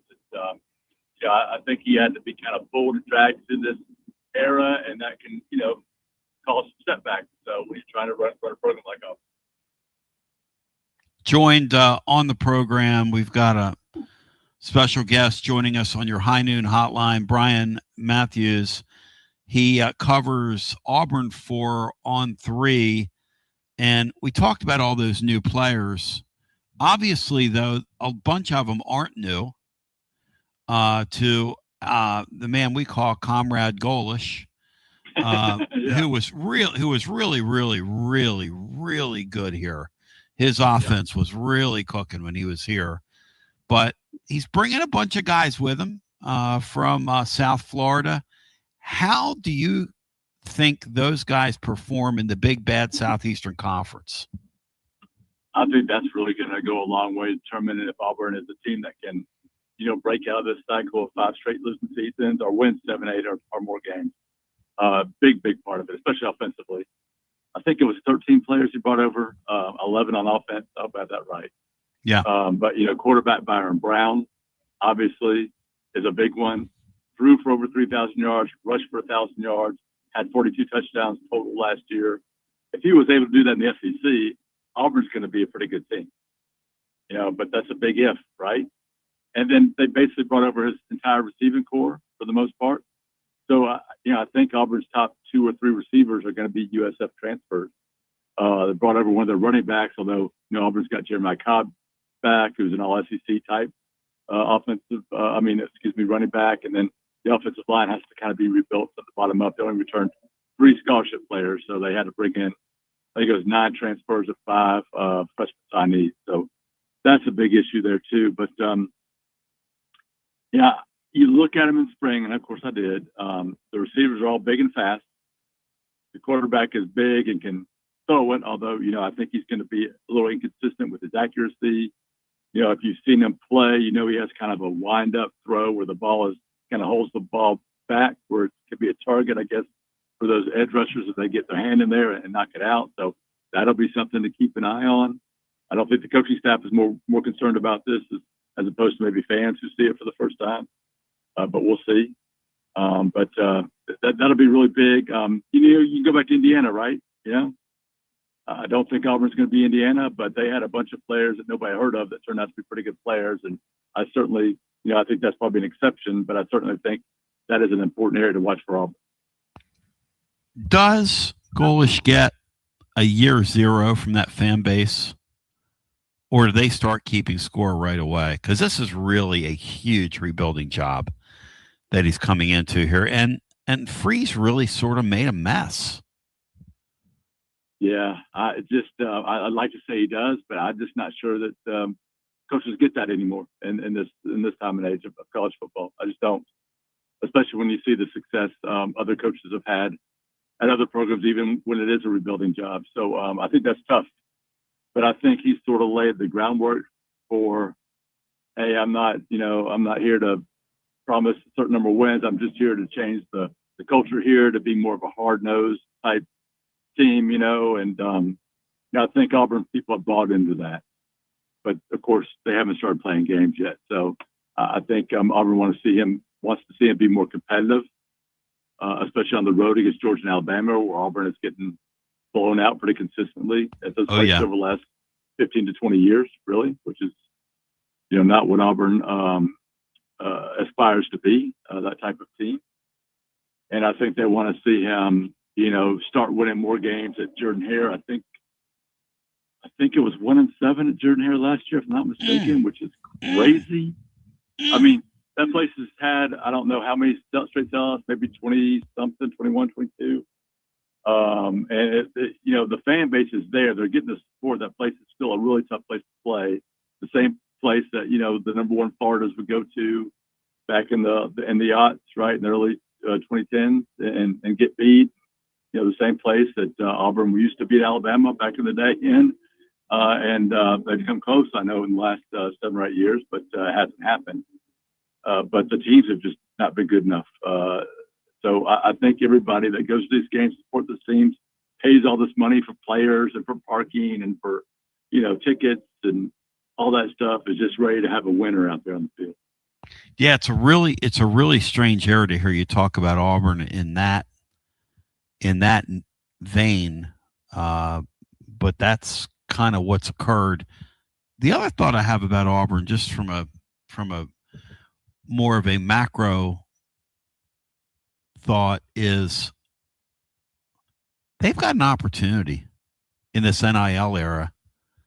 It feels like Alabama doesn't have the same financial resources that Auburn may in this era if they can get the right coach, identify the right coach, and the coach can show, hey, I've got a sense of where we can go here. I think just like with Pearl, I think they'll get some Bruce Pearl I'm talking about. I think they would get some buy-in from those big money people. What do you think? Oh, yeah. I mean, they do have some very wealthy boosters and donors and former players and alumni. So that is a bonus, I guess, for Auburn. They're certainly not close to Texas or Texas A&M and some of these schools that can really pour out the money. But they can be the middle of the pack or above. And I think they're getting that despite what they've been through the last 5 years of losing football, right? You get this program back going again, and that money is going to start, that tap's going to open up a little bit more, right? So, yeah, and I'm kind of programmed never to count out Alabama because I've lived in the state and been a part of that rivalry going back to my first Iron Bowl in 1986. Yeah. So that's been 40 years. So, and that was the start of 4 straight wins in '86 by Pat Dye. That was my Auburn team, right? They were the best team in the state for that little period of time there, and Pat Dye was one of the best coaches in the country. Yes, this era is an opportunity, but so far Auburn hasn't taken advantage of that yet. They've been one of those teams that has just kind of missed this opportunity, whereas some Indianas and some other schools, Texas Tech, have really, really stepped up and taken advantage of it. Brian Matthews of On Threes on your Tony Basilio show. Matt Dixon, jump in with Brian Matthews. He's on 3 covering Auburn. Yeah, thanks for joining. Obviously, Tennessee fans know Comrade Golish as being the OC here for the Hendon Hooker explosive offenses. And now Heupel's adapted here the last few years with his offense, and there's been some rule changes that kind of negate some of the tempo stuff that made that such an advantage. And, Jeff Levy's in the league too, running a very similar offense. What has Golish discussed what he's doing differently offensively that maybe some of his peers have been doing to kind of be unique at Auburn? Has he discussed what that looks like from his perspective? Yeah, and every time, somebody will bring up what they did at Tennessee when he was there, he'll talk about, defenses have adapted, rules have changed, you've got to adapt too. So I think he has adapted that offense, and still there's parts of it in there. But I'll tell you, just about every time we have a press conference with Coach Golish, he says some form of, we're going to run the blankety-blank ball. You know what I'm saying? Yep. So, he went out and signed, I think it was 3 or 4 running backs in the portal. I think the top or the number 2 rated player in this class, in the 27 class that got committed, is a running back. So it's pretty clear to me that he is pouring a lot of resources in that position, and that is going to be a featured part of this offense. And of course, he's got the big, tall receivers that can run really fast, just like he had at Tennessee back in the day, or probably now too, right? He's got the big arm quarterback who can sling it. So that's a part of it too, right? But yeah, I think he is adapting. It's interesting. He was asked about tight ends when we talked to him, I guess it was Monday, before SEC Media Days, before his appearance there. And he talked about how he's really excited about them having 3 or 4 tight ends, and they may play a lot more tight ends and use them a lot more, and how more effective an offense can be when you have 3 or 4 tight ends that can do different things. So I think that's an area you're also going to see a little bit more of, the uses of tight ends in this offense. So I don't know exactly what that means, but I'm really excited to see what it looks like on the field. Yeah, I think that Golish, and the other thing about him when he was here is he was Heupel's bad cop, which he's not. He's just not afraid. He's not afraid of the kids. He's very matter of fact, very detail oriented, from what I understand when he was here. So pretty sharp guy. Let's talk about the defense. What does Auburn have? Obviously, there's a lot of question marks on the defensive side, though, compared to that work in progress on offense. Right. Should be a pretty good defense. DJ Durkin's really good at his job as being a coordinator, and he also recruits really well. I think this is the best Auburn group of linebackers that I've seen in quite a while. And I know they're getting some recognition, but they could end up being one of the best linebacker groups in the country. And this is just from a guy who's observed a lot of football over the last 25, 26 years covering this team. I mean, they're really good there. Xavier Atkins is a guy everybody talks about, all SEC player. But Elijah Melendez, a guy who will be a sophomore who they beat Miami out of in recruiting, is an absolute monster. You're going to start hearing a lot about him, so just remember that name. And then they got another sophomore, Bryce Diaz, who was not highly recruited, but has had an incredible offseason, had a really good spring. He's a good player. And then they got DeMarcus Riddick, who really showed that he could be a special player as a freshman a couple of years ago, and then has had some shoulder injuries that have sort of kept him back, and nobody's really talking about him or, expecting anything from him. So, he's just a guy that is healthy now, and he could do some special things. So I think that position is absolutely loaded with talent and depth. And I'm excited to see how DJ uses them. I think Xavier was second or tied for first on the team in sacks last year. So he really likes to feature those linebackers in his defensive attack. They've had to rebuild the defensive front. But they got some really good players in and some guys back who have played a lot, just weren't full-time starters. The safety position is really deep and talented. Cornerback is a big question mark. They lost both starters, transferred out, one to Ole Miss, another to, I can't remember, maybe Florida State. I can't remember, but they lost both to transfers. And so they had to rebuild that position. Andre Jordan is a transfer they brought up from UCLA. I think it'll be one starter. I think the other spot there is pretty wide open. They got to find a nickel, a proven guy there. So there's still some work to do in that secondary. But defensively, I think this team is going to be above average to good or even very good in the SEC. Wow. So Freeze leaves a pretty good team. Just a really weird tenure. On the way out, Brian, I'm always great to talk with you. Who do you have winning the league this year? Who's your team in the league? Texas and Georgia, right? Everybody's picking one of them.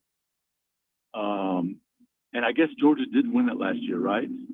They did beat Texas in the championship game, didn't they? I remember that right? Yeah. I would probably pick Georgia again just because they've got the senior, he's a fifth-year quarterback, right? He's also a dual threat guy. They're loaded with talent around them. I don't know if they're a national championship team, but I'd probably pick Georgia again. Kirby is that guy, Yeah. I like Texas a lot too, but I like Georgia in that head-to-head matchup, I guess, when it comes to November, December. It's fun. It's fun to think about. We're glad to get Georgia off the schedule finally. Tennessee and Auburn are the only two teams in the league that had Alabama and Georgia as permanent opponents, and those are the two best programs in the league last decade. So we're just finally glad to get a little bit of a break without Georgia. Amen. Yep. Yeah, and of course Auburn plays Alabama and Georgia every year, and they got Vanderbilt as the other permanent opponent, which is, I guess, if you go back in history, it would be a great opponent. But recently Vanderbilt's been really, really good. So Auburn's not catching a lot of breaks. Well, don't worry. Vanderbilt will be back to being Vanderbilt pretty soon. now that the Pavia family, they're up in Inner Harbor crabbing today. There you go. We'll Brian, if folks want more information or want to reach out to you, how do they do so? And you're always a gentleman and always a scholar. Well, thank you so much. I appreciate you having me. Check us out at On3 Sports, right, at auburnsports.com. Sign up online. Get tons of information from media days, basketball practice. They can practice in the summer. They're going to Greece here, I think, in another week and a half or so. So we'll have full coverage of that. Their baseball team is done with the portal, but you can check out all our coverage there.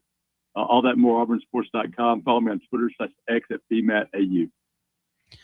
Brian, you're the man. Thanks, brother. Appreciate it.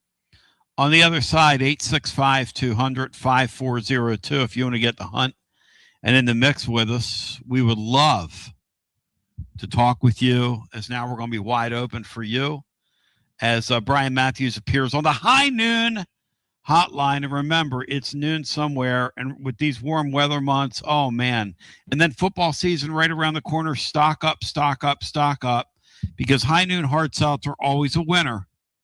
And not only do they have the hard seltzer, I also want to talk about the High Noon Vodka Iced Tea, 6 refreshing flavors, including peach and lemon.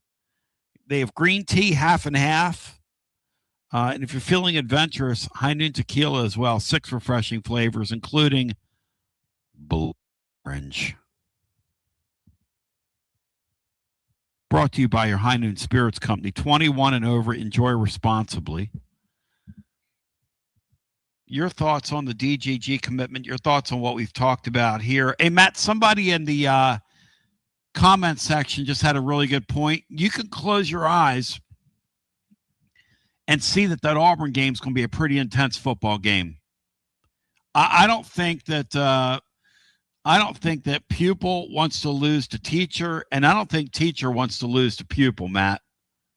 And I think these two staffs are pretty familiar with each other, and I think they'll get those kids flying around in that football game. Yeah, pretty similar to the Mississippi State game last year. I think they were. I want to say they were 4-0 at that point. I believe. Beating Arizona State, and obviously that was at home for them. But yeah, they were pretty fired up. That was a really entertaining and fun game that Tennessee made a lot more interesting than it needed to be. But yeah, I think it should be a fun game and sneaky game. We talked about those November games, not really knowing what a team's going to be. Auburn's got 3 games before that with Baylor, Florida, and Vandy that they could be, 4-0 or maybe even 1-3 at that point. So there's a whole lot of outcomes. They're one of the more wild card type teams in the league where they have a very wide range of outcomes for their win total this year. Yeah, you heard Brian talk about it. Look, when you're pretty good on defense, you're going to have an opportunity to stay in games. When you're like we were last year on defense, Matt, you don't get that opportunity. You're going to scratch and claw to have to beat the Mississippi States like we did last year. I would much rather in this league be proficient. If I had to choose one side of the ball, I would much rather have a very good defense, Matt. A stronger defense and a stronger offense in this particular league. At least you can hang around at some games. Yeah. It does give you a chance. From a watchability standpoint, it might not be great and appealing, but yeah, you've got to at least be serviceable defensively. And Auburn's obviously a little bit better than that. I think DJ Durkin kind of retaining him was a really big get for Goalish. And kind of gives him a early head start that Heupel didn't have here with, brought in Tim Banks and I just, there's no real comparison there. And obviously I guess Banks is even at Auburn now that I think about it. So yeah, Auburn's going to be, so, if the quarterback can stay healthy, which would probably be a big concern, they should be able to have a chance to win a game or two. They probably shouldn't, which is, I guess, probably the goal for this year for them. Yeah, they've lost 7 games in each of the last 5 years down there. That's crazy. Matt, the guy never, ever got any traction. Ever. No, after that Bama game that they blew, I guess they blew it twice. They had the guy ran out of bounds, and then that 4th and 31 play. Yes. Yeah, they went high school heavy in recruiting. That's exactly when right. Got there, and they were kind of hoping it would pay off like last year, especially. And it, like our guy said, that he just mismanaged the quarterbacks there, and they just were horrible quarterback play down there. And then they had the weird. Didn't they have the weird deal where like 3 different quote unquote coordinators were calling the plays on different downs? Like That's that was exactly just right. that was never going to work. When it was really Freak Ravano in the Freeze hospital bed calling- again. When it was when he coached that game, when he was at Liberty, and Dino Babers waved up there at him like he was the boy in the plastic bubble. It's one of the greatest things I've ever seen. Now, you got me excited thinking about Freeze up there laying down. You talk about somebody that needs it. Matt, can you imagine behind the scenes what it was like there at Liberty when this goof had to be up there laying in a hospital bed in a hospital gown, and Dino Babers comes out the midfield and he's waving up there, and here's Freeze. After I think that was Syracuse. They were really good and beat the hell out of Liberty that day. That's such a great visual. I have that picture saved on my phone. I mean, it's one of the greatest things. And here's up from a damn hospital bed. What a great wrestling storyline that was. Here's the other thing, right? We saw the Arnold kid. Now, I'm not like a big quarterback expert or whisperer or anything like that, but Tennessee swallowed him and broke his confidence that night, okay? We did. The Vols did. Matt, would you have ever have hinged your job last year on that guy out of the portal? That guy? That guy? No, not at all. What are you doing? I mean, there's some upside there, but that was such a low floor, high ceiling type deal. Maybe not even a high ceiling, but obviously a low floor type. And that was just a disaster waiting to happen. Which ironically, he'll probably be like the Mountain West Player of the Year at UNLV this year for Dan Mullen. Wow. Whoa. Jackson Arnold. Okay. How bad was he in that game against Tennessee that night in Norman? I've never seen anything like it. About as Him poor and quarterback Nico, plays you'll ever see. He got benched in the first half of that game, right? That's correct. When he turned that third one over, when he was running with the ball and it just kind of fell out of his hands, they were like, this sumbitch ain't competitive. We're getting him out of here. Which you had to pull the plug on him. And Nico's over there saying, hold my Dos Equis. I'll show you bad quarterback play. Those two guys that night, in a nationally televised game for two teams that are, how do we put this? Like signature teams in the league. Hard to have worse quarterback play than that. It was brutal. Yeah, anyway, certainly wasn't 10 stars combined between the two that night. Interesting.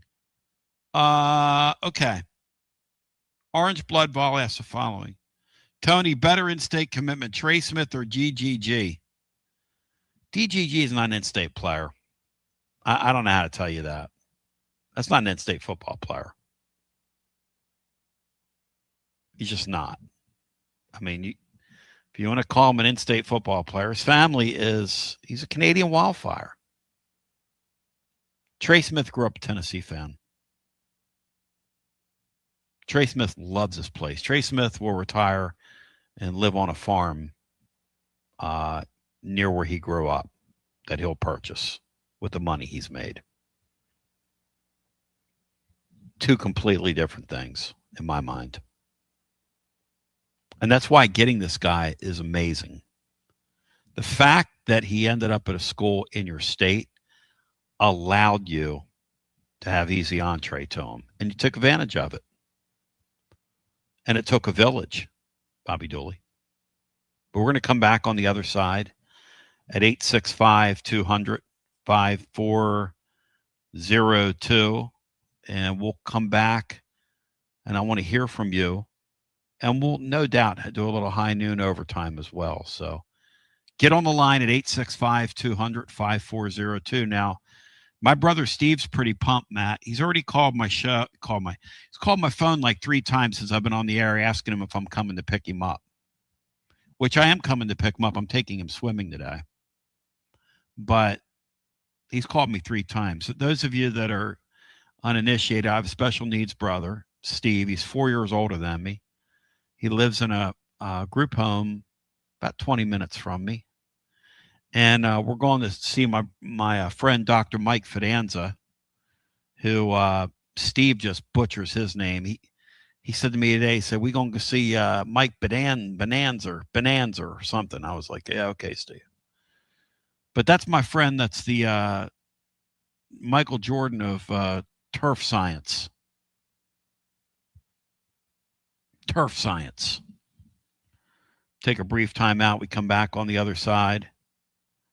Plus, Matt Dixon has a story to share with us as part of the high noon overtime from his weekend. Said he's going to tie it right into high noon. Now I'm intrigued. Now Matt's got me intrigued. As we continue with more, it is your Basilio show. I am he. This is us. Let's do this on a Thursday after this. You got to dream about buying some land and building on that land? Well, Waterside Contracting is your ticket. 25 years of making dreams come true, Michael Scott. For hundreds in our area, custom homes or remodels, Waterside Contracting will build on your lot. They do incredible work all over the area. Structural integrity, quality without compromise. It's a way of life with Waterside Contract. Check out the wonderful work Waterside does. WatersideContractingLLC.com. When it's time for your dreams to come true. Quality without compromising. Waterside Contracting. He doesn't always drink beer, but when he does, he definitely prefers Dos Equis. That's right. The most interesting man in the world has returned, and he's more interesting than ever before. His phone is addicted to him. All of his teeth, all are wisdom teeth. So raise a Dos Equis to the man, the myth, the legend. And remember, stay thirsty, my friends. Dos Equis, enjoy responsibly. 2026 Cervezas Mexicanas, White Plains, New York. Located in Knoxville's historic Old City, Barley's offers great food, live music, the best draft beer selection in town, and now your new favorite place to watch sports. Their indoor projector is perfect for any weather, and they've revamped their upstairs area with more TVs to take in all of the action. Their menu features hand-battered chicken tenders, juicy burgers, fresh salads, and the tastiest pizza in Knoxville. You can enjoy their happy hour drink specials daily from open until 6 p.m.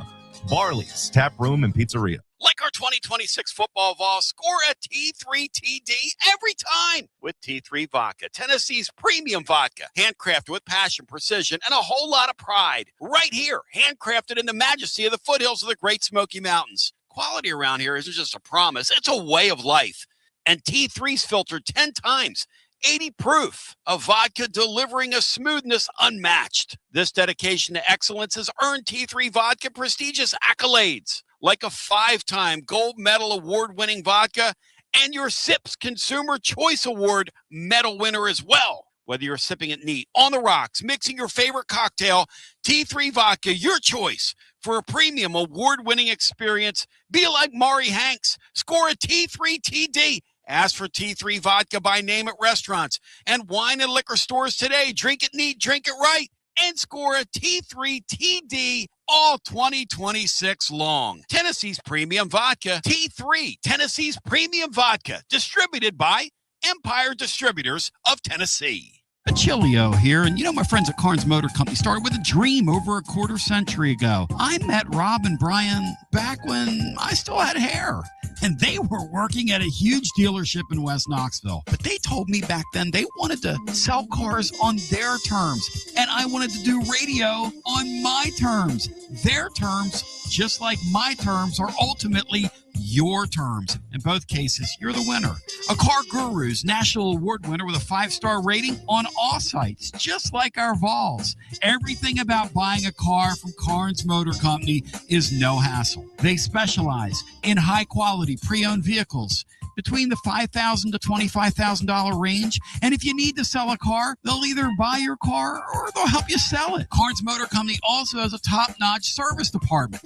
Therefore, every vehicle is rigorously inspected and serviced prior to delivery. So you're guaranteed to get a quality pre-owned vehicle every time. If you need a place for service, they've got you covered. Come be a part of the Carnes Motor Company family and tell them you heard about it from me. Online at carnesmotor.com, Oak Ridge Highway, 1 mile past the Carnes light. Carnes Motor Company.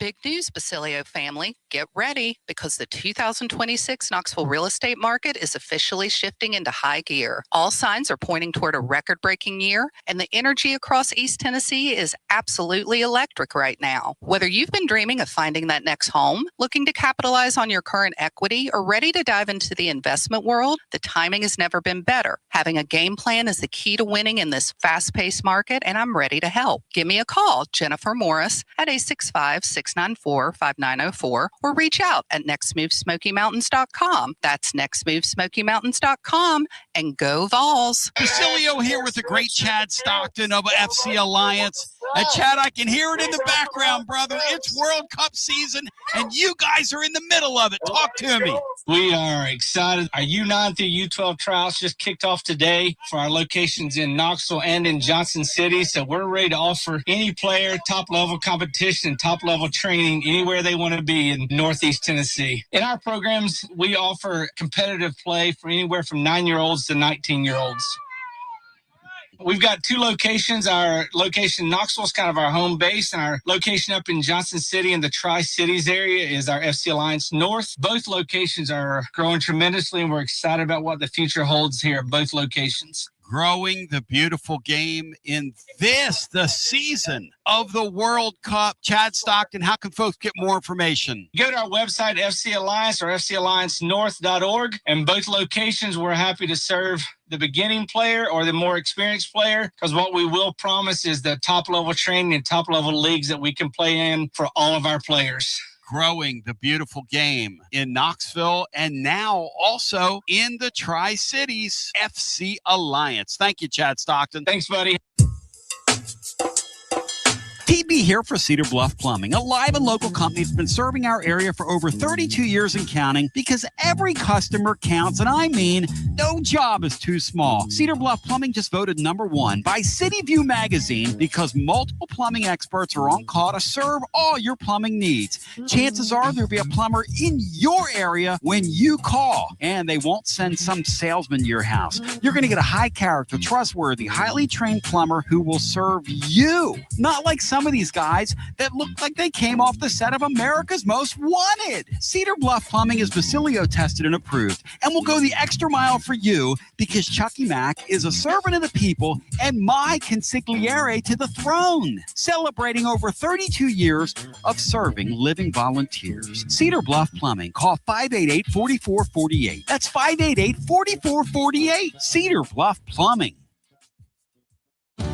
Out-of-town law firms have been swarming into East Tennessee lately. From Memphis, Chattanooga, and Birmingham, they've stormed into the area. Wouldn't you rather do business with a local firm? You know, a true neighbor. Marcos Garza and the pros at the Garza Law Firm are just that. There are neighbors and friends that support local causes year-round. The Garza Law Firm works to serve you professionally on criminal matters, injuries and accident matters, and Social Security and disability filings. The Garza Law Firm is here for you at garzalaw.com. The Garza Law Firm. Let us help. The High Noon line of hard seltzers is always a winner and always next level. High Noon vodka seltzers come in 14 flavors with real vodka and real fruit juice. Only 100 calories with no sugar added, and it's gluten-free. Personally, I'm partial black cherry and pineapple. 14 flavors. That's as many bad takes as I've got in a week. In the mood for a kick? Try High Noon vodka iced tea in 6 refreshing flavors, including peach and lemon, green tea, and half and half. Feeling adventurous? Check out High Noon tequila seltzer in 6 refreshing flavors, including my favorite, Blood Orange. High Noon real vodka, real fruit juice. Live like the sun is always out. Brought to you by High Noon Spirits Company. Must be 21 and over to enjoy responsibly. TB back with you, 865-200-5402. If you want to get the hunt and in the mix with us, we're pretty pumped to be with you. Let's go ahead and jump back to our phones, our busy phones. At 865-200-5402. Sam is with us. Sam, welcome in. You are on our Thursday edition. Hi. TB, what's up, brother? What's up, Ridge Runner? How you doing, man? Man, hang it in, man. Hang it in. You're in a ridge, bro. You're in a ridge. I'll be driving from Columbia, South Carolina, which I'll travel to later on this year. to watch our Vols tear their kingdom down. But I'm traveling back to Greenville right now. So, Tony, how many years has this kid been at Baylor? He's been there 1 year. Now he's going to play his senior year. Matt, do you know that? How long that kid was at Baylor? I think he's been there a couple years, hadn't he? Yeah, I think this is probably at least his second and maybe third year there. Yeah, I think season number 3 because people have been talking about him for a couple years. Now, is Peyton Jr. starting quarterback for them? No, he's not. He's a sophomore this year? No, he's a freshman, I want to say, this year, but he's not starting, no. Okay. Well, man, that's huge. That's a huge kid. So that's exciting over Ohio State. The buzz about him, this is his 3rd year because the buzz about him was tremendous his first year, and then last year it was off the charts. And then the more people started looking into it, it became almost a fait accompli that he was going to go to Ohio State. And then Tennessee got in there and really dug on him and dug till what happened yesterday. Wow. Tony, you think that game at Georgia Tech will sell out? Oh, absolutely. Surely it's sold out now. I would say it's sold out now. Is it? Absolutely. Trying to go to that game. I was trying to go to that game too, but we'll see. So who's going to start quarterback, Tony? It's going to be Faison, isn't it? Matt, are you ready to call the shot? Because when I heard Heupel say what he said the other day, he basically came out without saying it and said it. When he said he's the first in, the last to leave, that's pretty close to saying this guy's my starting quarterback. Because generally those guys aren't going to say things like that. Yeah, you don't say that about the backup quarterback. Correct. Yeah, I think Faison enters fall camp as the number 1 guy, and it's his job to lose. Sammy, if you want the worst seat in the house, it's $231. That Bobby Dodd over on StubHub. If you want to sit in the left corner up top, it's $395 for 2 tickets. So you can get in for like $1.25 right now to sit upstairs. That's not bad. No, that's go not enjoy too yourself. bad. No. Yeah, I couldn't make it down there to a World Cup game. I might as well get to one of these games. I'll tell you this, Sammy.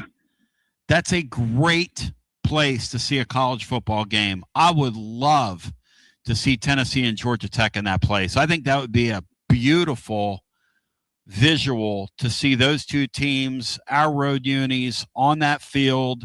Matt, have you been? Have you been to that stadium? I mean, I've never been in it. I've been down there and around Atlanta and been around it a bunch, but I've never gone in it. And certainly I've never seen a game there. With your appreciation for college football, you would love that venue. There's not a bad seat in that place. Anybody that's thinking about going from a Tennessee perspective, there is not a bad seat in Bobby Dodd Stadium. It's not possible. Yeah, I'm going to try to make it in there. Well, Tony, on the way out, we might have to upload this to the YouTube page, but I was thinking about following the Paladins bus up to Knoxville with my little Volkswagen with some Power T flags flying and just follow them all the way into Knoxville. Because we're going to tear their kingdom down. I love you, brother. I'll talk to you soon. See you, Sammy. Great hearing from Sammy. Formerly in the Ridge, 865-200-5402.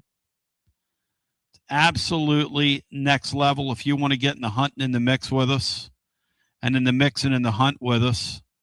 I don't know if we have any more phone activity. Let me see. Do we, Laura? do we have anyone? Let me ask her, because I don't want her to speak on the air, and she's not going to speak on the air. So, no, we have no more calls. So if you want to get in, 865-200-5402. And if you don't, I'm just going to call it a day. And our high noon overtime will have to wait till tomorrow.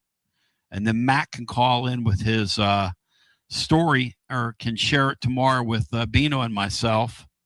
But one thing I'm not going to do is force a square peg into a round hole a day after DGG commits, which just feels very significant. And I think puts the 2026 season, Matt, now in a brand new light. That's where I'm at on this DGG thing. To me, that's another significant aspect of this thing. It makes the program feel healthy at the outset of 2026, Matt, versus if he would have gone to Ohio State, we finished second, and then how you view this program right now. Yeah, at least right now in the off season, I think that's probably accurate. But I mean, once the season starts, and you see what you got at quarterback, and see this defense, and watch the defense improve throughout the year, I think we'll have those healthy signs of a program come along, and we'll see that. I mean, it's crazy. Like, we're talking about a kid that's not even going to play this year here. So it's kind of fun, but yeah, it's really good credibility for the program, and is a really big recruiting win for you, and you just hope that it pans out on the field, which it almost certainly will, at least in some capacity. Just how much is to be determined. Let's go back to our phones and get Drew in here. Who's up next with us? Drew, welcome in. You're on the air. Guys, how's it going? Hey, Drew, good to talk to you. Wonderful day yesterday. Yeah. Leave it to a Rangers fan to be negative about the situation. Celtics big rival, some Rangers Don popping up, poo-pooing on our party, signing the biggest player we've gotten since Peyton Manning. That's pretty on brand. Y'all were having over on YouTube today one of the more idiotic arguments I've ever seen. Like the concept of an overpay. There is no overpay for this kid. There's no cap. Well, who cares? I mean, there's no cap. It's make-believe money. It's not my money. Exactly. I mean, we're clicking together maybe 100 brain cells collectively over there, but the Ohio State fan base is really working hard to get two of them to click together to cope with this deal and complaining about us paying for a guy. For a team and fan base that seems to have everything and is spoiled rotten, yes. They sure seem upset to lose a single player. Well, they're like a kid in the playpen. They've got 9 of the marbles, and they want it all. 9 out of 10 of the marbles. They wanted all 10 of the marbles. So I'm sitting there watching the announcement, your show yesterday on the family TV in the living room, and my wife is like, "Is that Tony Basilio?" Like, yeah, obviously. I listen to him all the time. It was our first time seeing you. She goes, "That is not what I imagined he'd look like." And I start pressing on her. I'm like, "Well, what do you mean? What are you talking about?" She goes, "Well, I thought he'd be better put together than that." She was hating on your T-shirt and button down, and I was thinking, well, oh my luck.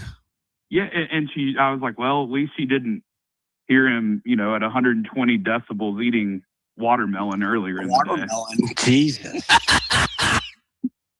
I had no idea. Laura was like, "You need to quit eat," and I thought Laura was just watching me eat. I had no idea that I was being totally unprofessional.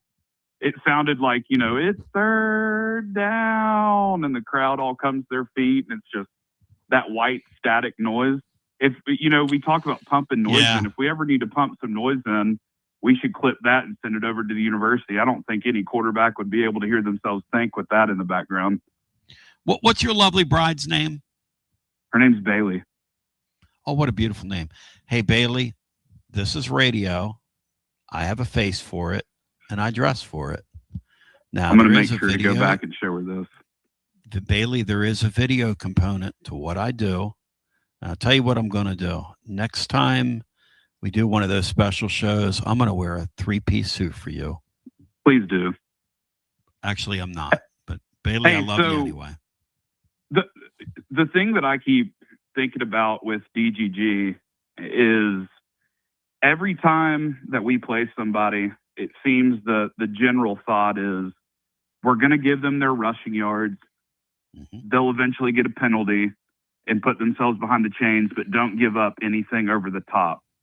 What happens when we have a player that is good enough where teams say we have to stop the run? Because if this guy gets to the second level, it's not going to be 5 or 6 yards. It's going to be 50 or 60 yards. How do defenses cope with us having a real home run threat? And what is that going to open up for us on the outside if they have to bring a safety down or more bodies in the box? And I think this guy is good enough to beat more bodies in the box. And that's why you can't overpay for him. Because if they can run against mismatches, one thing that, and I appreciate the call, one thing Watson said, and Bailey, love you too. One thing that Watson said is you're going to have an every down back in him. And you're also going to have a guy that's going to be able to, this is why they're paying him the money. They think he can win those plays in this league that keep drives alive, that ultimately are the difference between winning and losing. William Patterson wins every day on the playbook. Dubsy wins every day in afternoon drive. They're up next. I love you. I appreciate you. We'll stay here and kick it on a high noon overtime. You're listening to FM 105.7 and AM 1340, WKGN Knoxville, and W289CU Knoxville. Fan Run Radio. It's high noon somewhere. Sun's up, and it's time for another high noon overtime. The place where we kick back, pop a top, and really get to the bottom of it. Presented by High Noon Hard Seltzer. Made with real vodka and real fruit juice. Only 100 calories with no sugar added and it's gluten-free. Live like the sun is always out. And now, it's time for High Noon Overtime.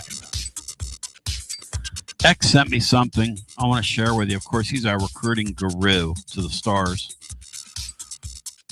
X said, Tony, I'm waking up this morning,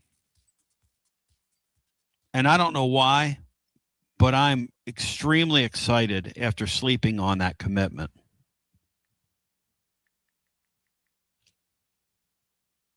I feel the exact same way.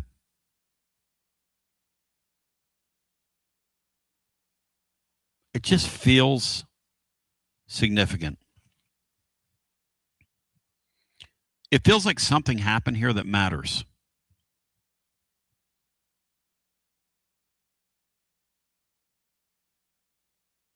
Let's go to our phones. Isn't that weird how something like that feels? It's got, I mean, I hate to use the term vibe because it's overused, but this thing's got a vibe to it, man. You know? This thing's got a vibe to it. BH says, Matt, Tony used to wear a shirt and tie. I saw it for myself. Show her the 90s, Tony. 90s Tony was special. 90s Tony was on the cover of magazines.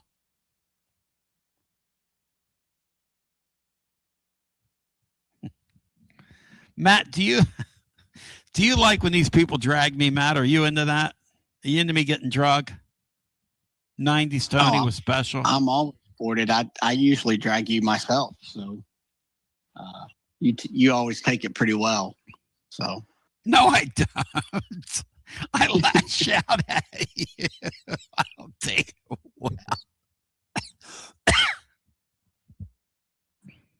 The watermelon thing yesterday was just. I had no idea. For you. I had no idea. You usually do a good job of muting your mic when you're not talking. Obviously, being remote, it's a little bit different, but that was over the top for you. Laura texted me, and she said, and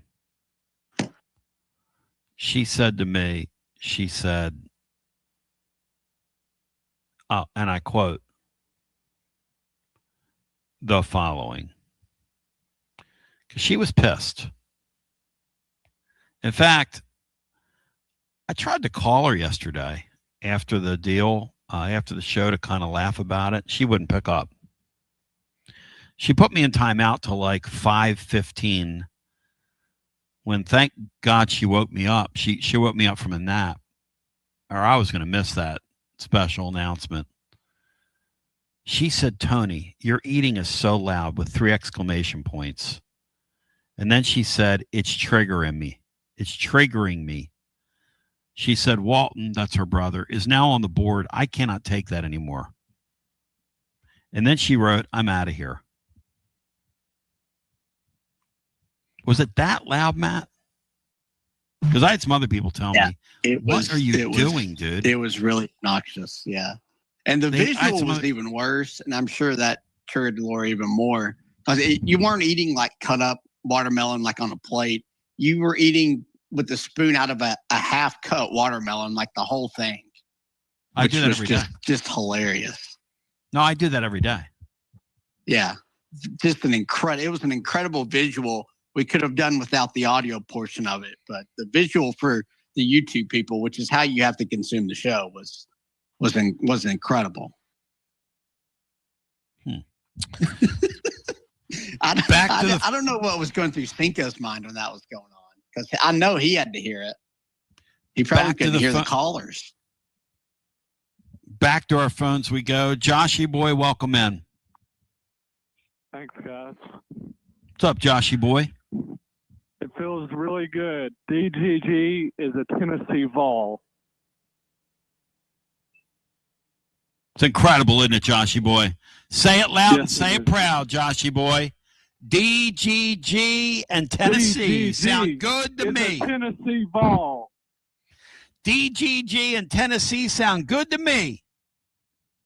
DGG and Tennessee sound good to me. Boom! Hey, Tony, when do you think the last really hyped up recruit Tennessee has got since DGG? I don't know who to compare him to, Josh, because it's so unique. I mean, you're talking about a guy that several months back was 98% crystal ball to Ohio State. They don't lose guys like that, like Matt said earlier. No, they don't. They just don't lose those guys. Yeah. And so I don't know how to answer that question. I don't know how to answer that question. What about you, Matt? Does anybody come to mind? I mean, you've gotten some high level guys recently, but I think it's more like we've talked about how you got him and how you beat out an Ohio State who was long presumed the favorite for him. That typically, Ohio State doesn't lose guys like that, but Tennessee also typically doesn't get guys like that. Yeah. So I think that's what makes it unique. But Tennessee's had their share of elite recruits, and even recently, like Nico. David Sanders is up there. Mm-hmm. But it is, and is he like a top 10 all-time recruit? I mean, Faison's going to be up there too. I mean, he was a 5-star, like top 5 player in his class, at the most important position in sports. But it just feels because of how the recruiting went down, I guess is what I'm trying to say. Right. Is it fair to say this guy has like the body type of a Derrick Henry? Do you think that's fair? I mean, you're comparing him to. I can't do comparisons. I mean, wasn't Derrick Henry like 230, 240? Yeah, he was like tall too. Like he was like 6'4", 6'5". Yeah, this guy is 6. This guy's 6 feet tall. This guy is a special type of player because he's a low center of gravity guy too. He's going to be able to run people over. He's already SEC big. He's already SEC ready. Oh yeah, for sure. Mm-hmm. So, with going into this season, I think it's fair to say I don't care what our record is. I want us to win, obviously, but going into next year, 2027, after this year, is the big year for Heupel. Well, this year, the whole idea to me is to compete, to contend if you can. If you can get to a playoff this year, do it. But I agree More with the Mark. merrier. In 2027, you have a real shot to compete for a national championship. Yeah, you got to grow your quarterback. Yeah. And you have to look the part on defense. Tennessee has to be better on defense. Tony, but yeah, it really what do you lines up think about nicely your- now. Yeah. What do you think about your Phillies creeping up on my Braves? They're not creeping up on anybody. The Phillies have a horrendous bullpen. The Braves have kind of screwed around and have let the Phillies sort of hang around in the thing for a little bit. Phillies And have the a horrendous Phillies bullpen. offense goes silent sometimes too. The Phillies have an offense that participates half the time, and they situationally are a horrendous baseball team, running the bases. What JT Realmuto did the other night is one of the dumbest things I've ever seen. For those that didn't see it, they had a play on running on contact, men on second and third with one out. Ball hit right at the third baseman. And so the lead runner in that play is supposed to run toward the catcher and make him make the play. And then the trail runner is on third base. Okay, that's fine. And we can kind of live with that. That's baseball. JT Realmuto, because the trail runner, the lead runner, decides to get in a rundown and try to get back to the base, he starts running back to second base after he's 90% to third. And somebody on a Phillies chat board said JT Realmuto looked like my dog when the fireworks first start. He just lost his What a mind. real brain donor. Total brain So, donor, Joshy boy. My last question out the door: Who do you think is going to get the nod at that last wide receiver position for this season? Woo! There are a lot of choices. Matt, on that depth chart. Who do you got, Matt?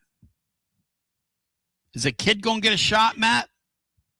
I think he'll certainly be in the rotation. I guess Redarius Jackson would probably have the edge over Travis Smith there to replace Brazel. Yeah. You want kind of, I mean, Matthews isn't very big, and Staley there in the slot. You kind of want one of your bigger physical guys to complement those other two. So probably Redarius Jackson, but I do think Keys will play a bunch, and they'll certainly try to get him the ball and get him some highlights, at least early in the year. Sean was talking about Redarius Jackson last night. I think people sleep on him. I don't. I think he's got great potential. We'll see how it goes for him. Matt, share your story on the high noon overtime here, and then we'll go back to our phones. Yeah, I meant to bring this up Tuesday, but as we all know, John Adams can get wordy. But he's the worst. We, my wife and I, we had to go to Laurel, Mississippi for a wedding over the weekend, and ran into a guy. One of the groomsmen is a loyal show listener. Actually met his dad as well, who he said that he took him to one of your Hardee's remotes back in the day, and that his son has now kind of been fascinated with the show ever since, and is a loyal listener. He lives in Dallas now. It's Jackson in Dallas. But he listens to the show every day, and said something that I think we've heard and talked about a bunch, that listening to the show is their way of still being connected to not just Tennessee, but kind of Knoxville in general. And that's always kind of cool. But wanted to give a shout out to Jackson in Dallas now, and his dad, who a retired firefighter here in Knoxville.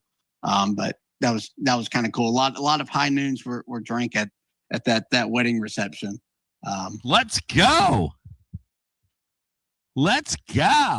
in Laurel, Mississippi. Now, where's Laurel located? It's a beautiful name, by the way. In the southern part, it's about, I looked. It's like 2 hours from New Orleans. Ooh, I bet it's hotter. 30 minutes Blue from Blazes. Hattiesburg. It's hotter than hell down there, just like Hattiesburg a few years ago. My wife has been excited about this trip for a while because there's the hometown show, like HGTV show that my wife is in love with, is down there. Nice. Where they basically revitalize this little town. So it's a fun little place to be for a couple of days. But yeah, it's hotter than hell down there. That's not the show the Gaines are on, is it? No. This is a different. This was Ben and Aaron Napier, but it's basically, yeah, just a husband and wife that basically restore old houses in this little town. Hey, Laura, we ought to get into that, honey. You and me. Restoring old houses. What do you think? Any comments? Our phones. Damn, I got totally shut down. Back to our phones we go. Hello and welcome in to W. Lynn. How are my friends compatriots doing today? W. Lynn, what's your level of pump right now? I'm very, very, very pumped up, but I don't really want to be looking to 2027. You got to live each year as it comes, each season as it comes. Let's enjoy this one. And remember, he's got one more year of high school football. We got to keep recruiting him. If you know him or know people know him, we got to be nice to him. You know, things can change in a year, Tony. It's put your cup on university, also called University of Tennessee here. So we got to get him through this high school season. Don't you agree?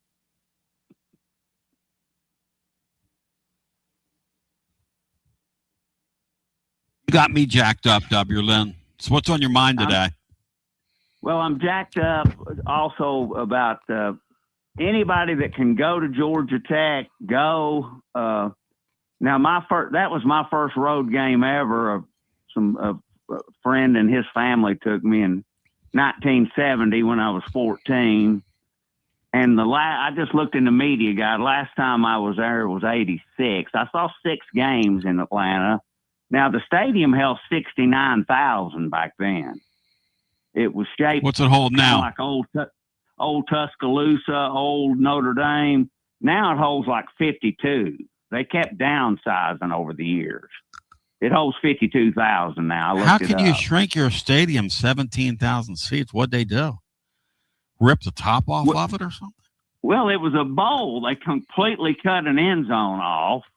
I mean, there used to be a track around it, and the track went in 78. The track went outside through the end zone, and the runner disappeared, and then he came back through the other part of the end zone. But no, they've done like Florida State. They keep whacking it all. Florida State's gone from 70-some to 55,000. What does Florida State keep doing? W. Lynn, say that again. What do they keep doing?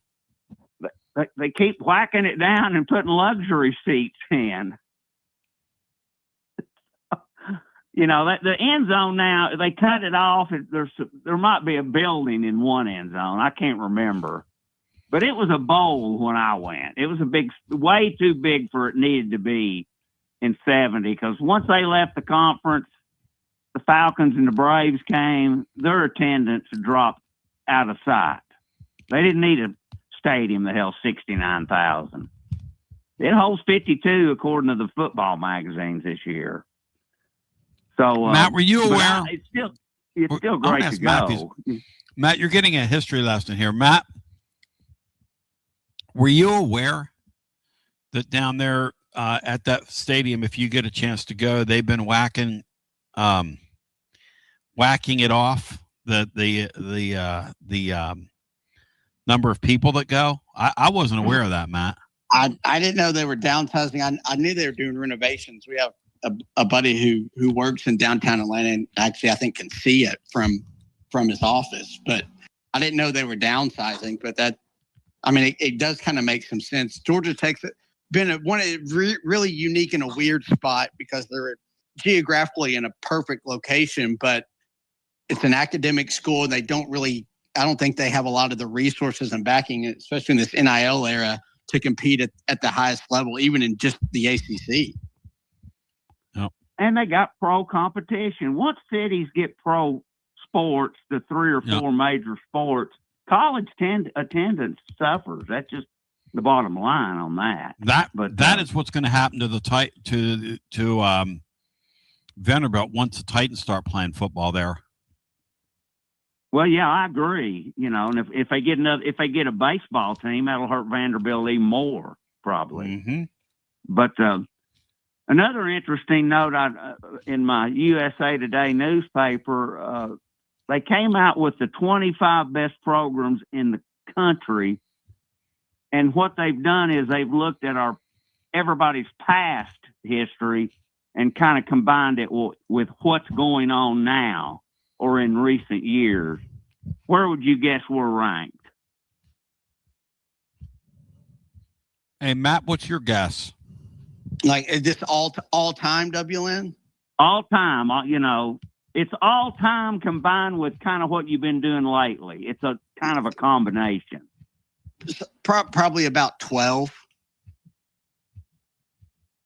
We're 16. Oh, that's a tad low.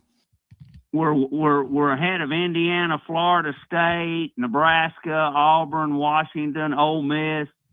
But I'm really ticked off. We're one spot behind A&M and Florida.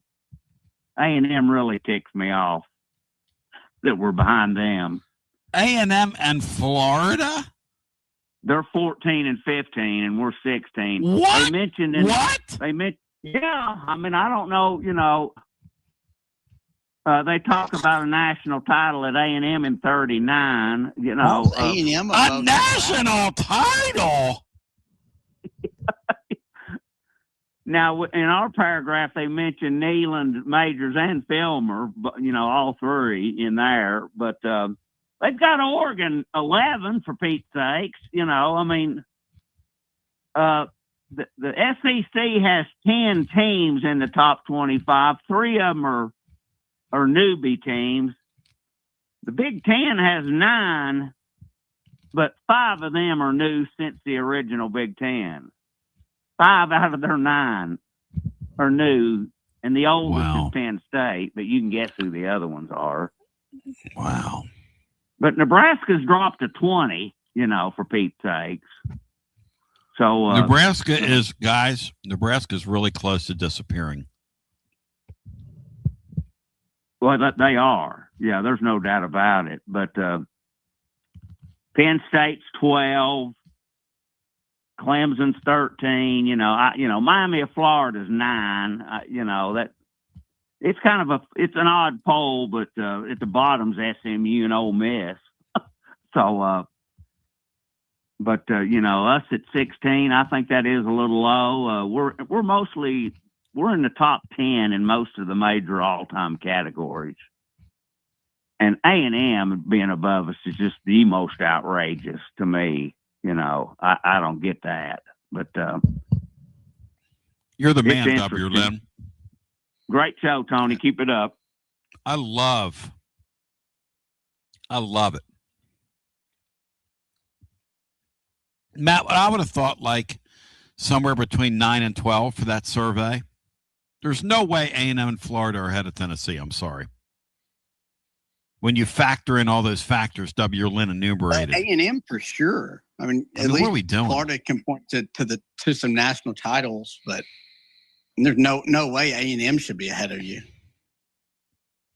Yep. And Oregon probably shouldn't. Oregon shouldn't either if you're talking historically. Yep. I mean, they're in a better spot like right now. But yeah, somewhere between like 8 and 12, 8 and 14 is where Tennessee is on almost all those lists. WLN, my nephew Joe sends a shout out to you. Let's go back to our Matt. By the way, we'll get Roberto in here, then Lee, and then I got to go with my brother Steve. Matt, by the way, Hedgebert, Matt. It was my daughter's wedding in Laurel. Wish we could have met. You didn't meet this guy? It was his daughter's wedding, and he's listening to the show. Awesome. No, they danced the Rocky Top. Him and his daughter. Congratulations to you. It was an awesome. What are these people doing in Laurel, Mississippi? Well, I believe the guy that we're talking, if he's in the UT, he's from there, went to UT and moved back, I believe. And his daughter, grew up there and went to UT as well. And then they had their wedding down there in Laurel. So that's I'm neat. glad he's a listener too.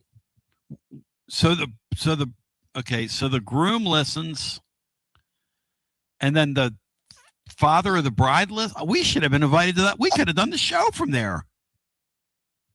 I would have done that, Matt.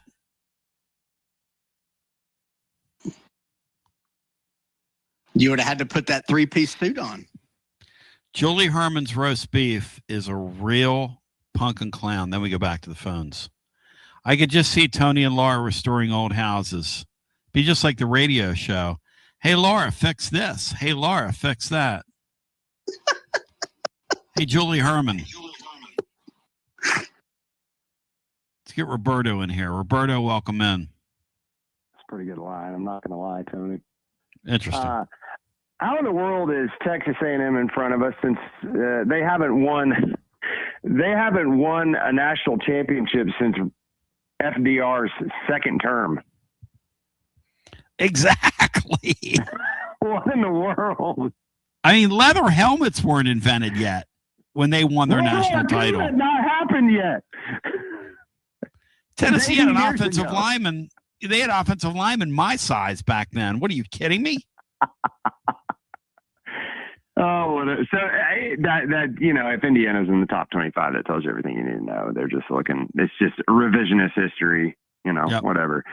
I have a question for you, Tony. I have really enjoyed stirring it up and watching the Ohio State fans just implode, trying to figure out an answer as to why DGG came here and not there. That's beyond just money. Have you been to Columbus, Ohio? Yes. What a dump of a city. Knoxville, Tennessee versus Columbus, Ohio. That's an easy choice. That dump of a stadium with their Neanderthalic spitting, hitting women fan base up there. That's what I witnessed when I was up there 2 years ago in the freezing. They're just Neanderthalic a-holes. They're Yankee Bama without the class. And that's saying something. But nobody hates Tennessee having success more than Tennessee fans. I've noticed that this week too. Matt, you have a thought on that? No, I agree with everything Roberto said. I didn't have a pleasant experience up there at all. Granted, it was the middle of winter, but yeah, were they nice to you, Matt? For the success that program has, you would think that they would act a little bit better. I guess it's kind of like we were talking about with Georgia Tech. It's kind of a pro sports area, so they're pro sports fans that are just kind of masquerading as Buckeyes. But if you look around there, Matt, I think you would agree that the preponderance of people who watch college sports up there in the state of Ohio are Ohio State fans. I think you might have some Cincinnati, you might have a Toledo guy, but from Cincinnati to Cleveland across the state, they're going to be Ohio State fans. And that is just a ringing endorsement for how trashy those humans are. And I really wish they'd stop discovering Tellico and Norris Lake. Or Roberto, you've gone all in on those people. I hope you have a Dwight Good. Let's go back to our phones. Get our next call in. There's a Lee, and then there's a Nashville Lee on hold. So we're going to go Lee times 2, and then I'm going to go get my brother Steve. Lee, welcome in. Hey, Tony. How are you today? Hey, Lee, welcome in. Hey, let me ask you a question, Tony. We're paying this kid $2 million a year, right? Yes. So when does the time come when the $2 million guy doesn't want to play high school football and just works out and enrolls in January? You know what's funny about that? I was thinking about that yesterday. If I was making that type investment in him and I was UT, Matt, how much high school football would you want him to play this fall? I think that's a really interesting point Lee brings up. It is. You certainly don't want him to have 300 or 400 carries and just carry a team to a state title. I mean, obviously, getting through it injury free is the biggest goal from Tennessee's perspective. But no, it's an interesting thought. Lee, it's you know, very these soon. kids sit out bowl Yeah. games now, you know, Yep. for pros. Yep. So why would you risk playing 12 high school football games? Just go to Baylor, get your degree, work out with a pro trainer down there in Chattanooga, and then come up here in January. I 100% agree with you. And I hate to Okay. say that people in that community aren't going to like that, Yeah. but I wouldn't play. you Seriously, only I have so wouldn't much put my tread on your kid there. tires. No, you only have so much tread on your tires. Yeah. Okay, Tony, another question. Yep. We spent $2 million on a running back, right? Yes. And we're giving him extra bonuses that probably add to about 2.5 all in. Personally, me, I'd rather take that money and go find me 2 stud defensive tackles and pay those guys. I think the mistake that Heupel keeps making, and this is just my opinion personally, Sure. he doesn't understand that football is a line of scrimmage game. And until he figures that out, we're going to pay all these skill guys, right? We're going to pay this guy $1 million. We're going to pay this guy 2.5. We're going to pay the quarterback $1.5 million or whatever. Like, unless we have defensive linemen and offensive linemen that can dominate, kind of like Georgia or Ohio State has in the past, I don't care how good a running back that guy is. You know, it's going to be tough sledding. I just think that he pays too much for these offensive players. I think football will always be a line of scrimmage game. And until we get back to getting the Sean Ellises and the Albert Hainsworth and the John Henderson, look at that 98 team. How many defensive linemen were all pro in the NFL off of that team? You know, it's just, I just don't think you can just load up on offensive guys and pay a ton of money for offensive guys and just forget about your lines. They've invested in the defensive line a bunch the last couple of years. I mean, that 24 team was a line of scrimmage team that leaned on its defense and running game. So I don't think he ignores it. I mean, I don't think paying $2 million for this running back, we've talked about it. There's no salary cap. That doesn't mean you can't not either or spend money for those other players too. Yep. That's fine. But I do believe that we are still weak up front.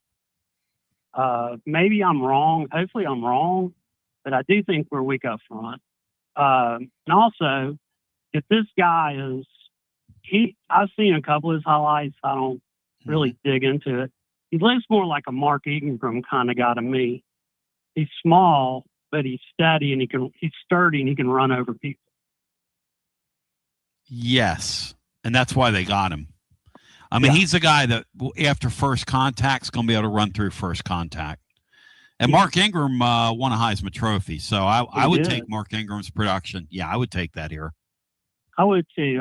I'm excited that he came, but, you know, he came, we got him, okay? We got him, we paid him, we got him. But if I were his parents, I'd really think about sitting in high school and coming in January. Oh, yeah. It's not a bad thought. I appreciate he'll be here. call. Most of these players are enrolled in January now. He'll be here in January. I do think there's some development that you lose if you were to, quote unquote, just sit out a season. Obviously, risking injuries the key that you need to avoid. But I mean, I think you would raise some other question marks if a player were to sit out a high school season like that. Like it would kind of question his competitiveness a little bit, whether that's right or wrong. Funny? No, you know what's funny though, and he asked the question from, "Do you think we'll see?" And the answer is yes. We're going to start seeing that. Yeah.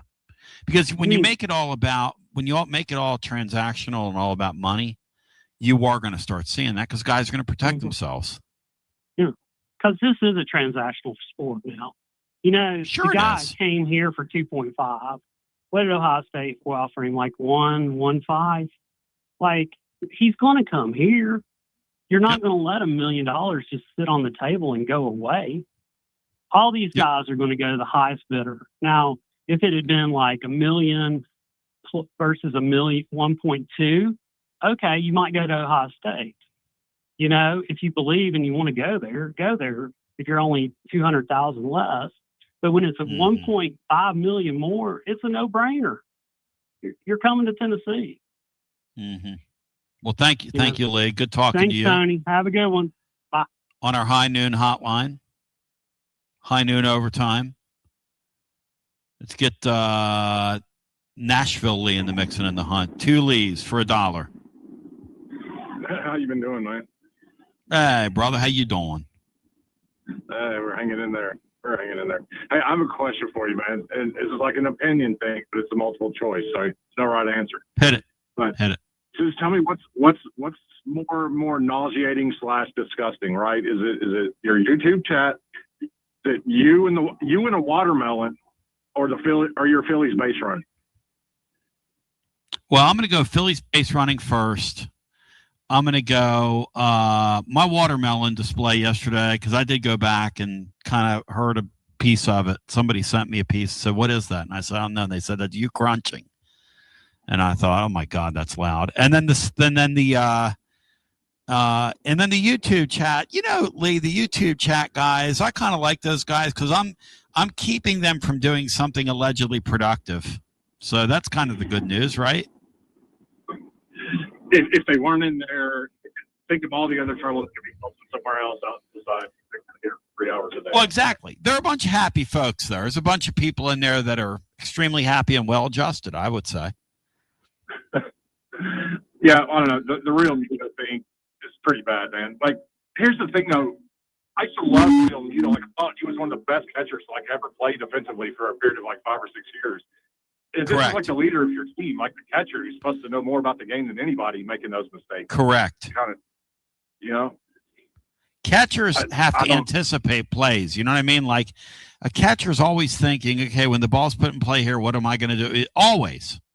And here's a guy that's done it at the highest level, and he makes one of the worst base running plays. And then last night, Stott ran into a play at third base with no outs. He ran off second and just ran into an out at third.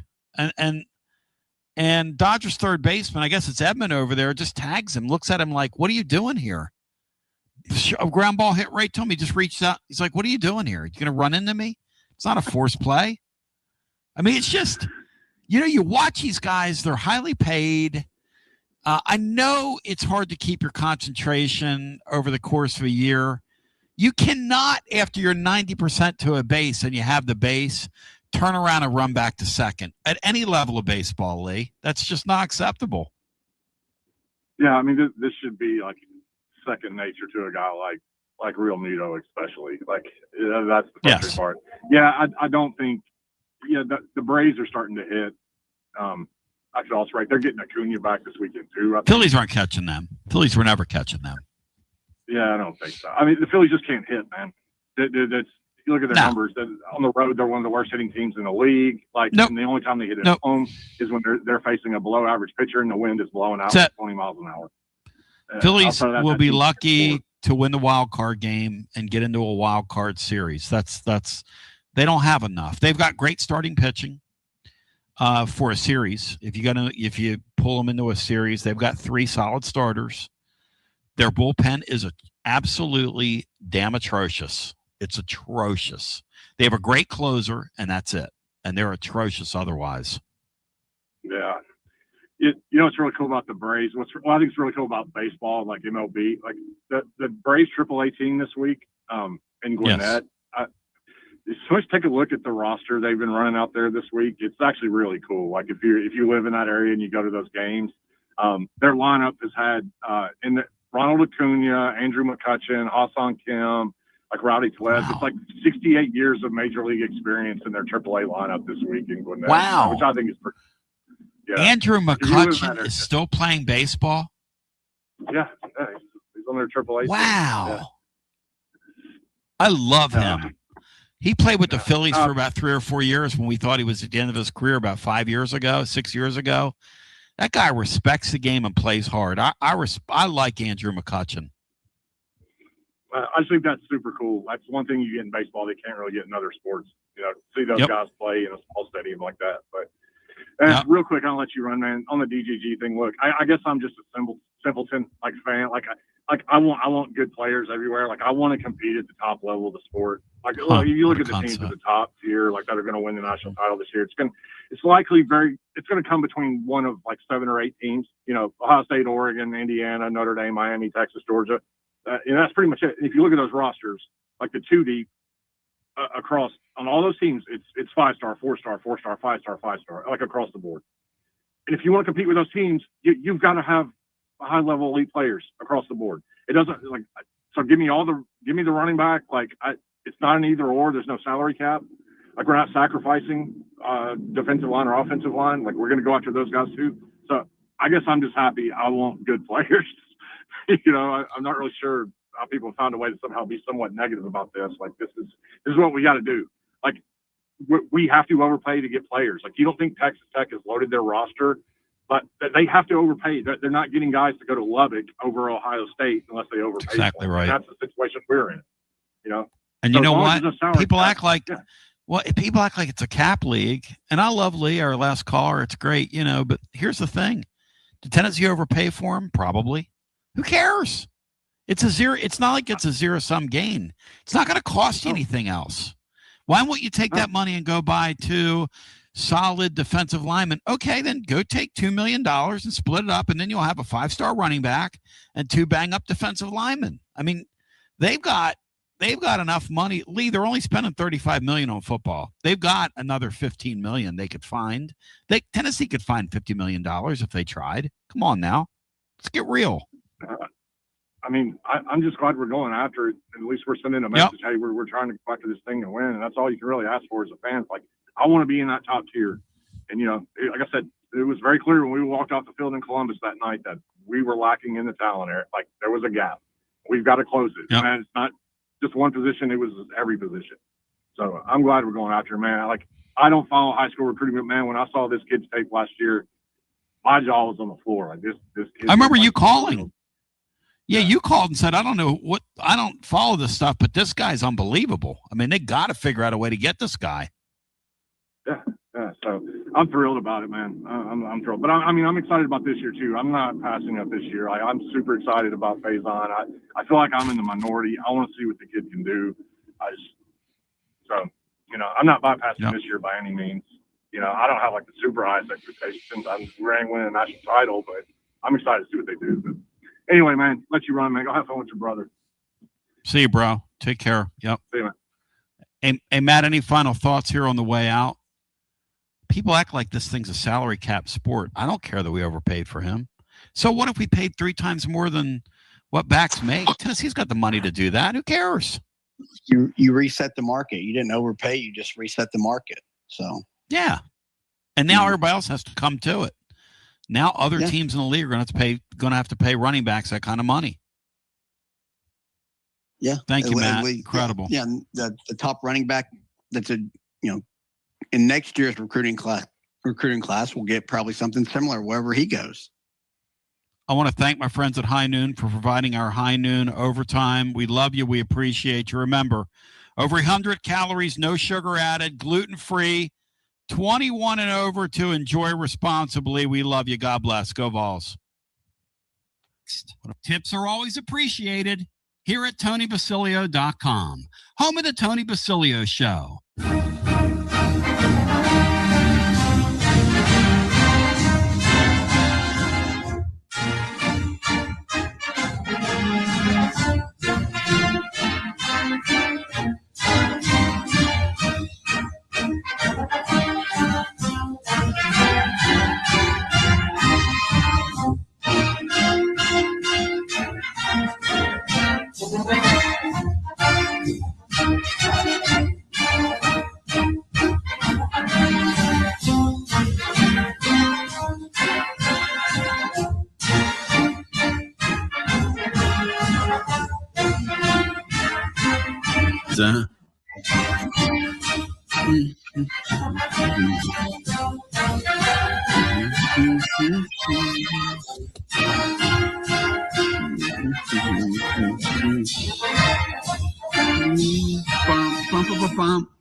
You're listening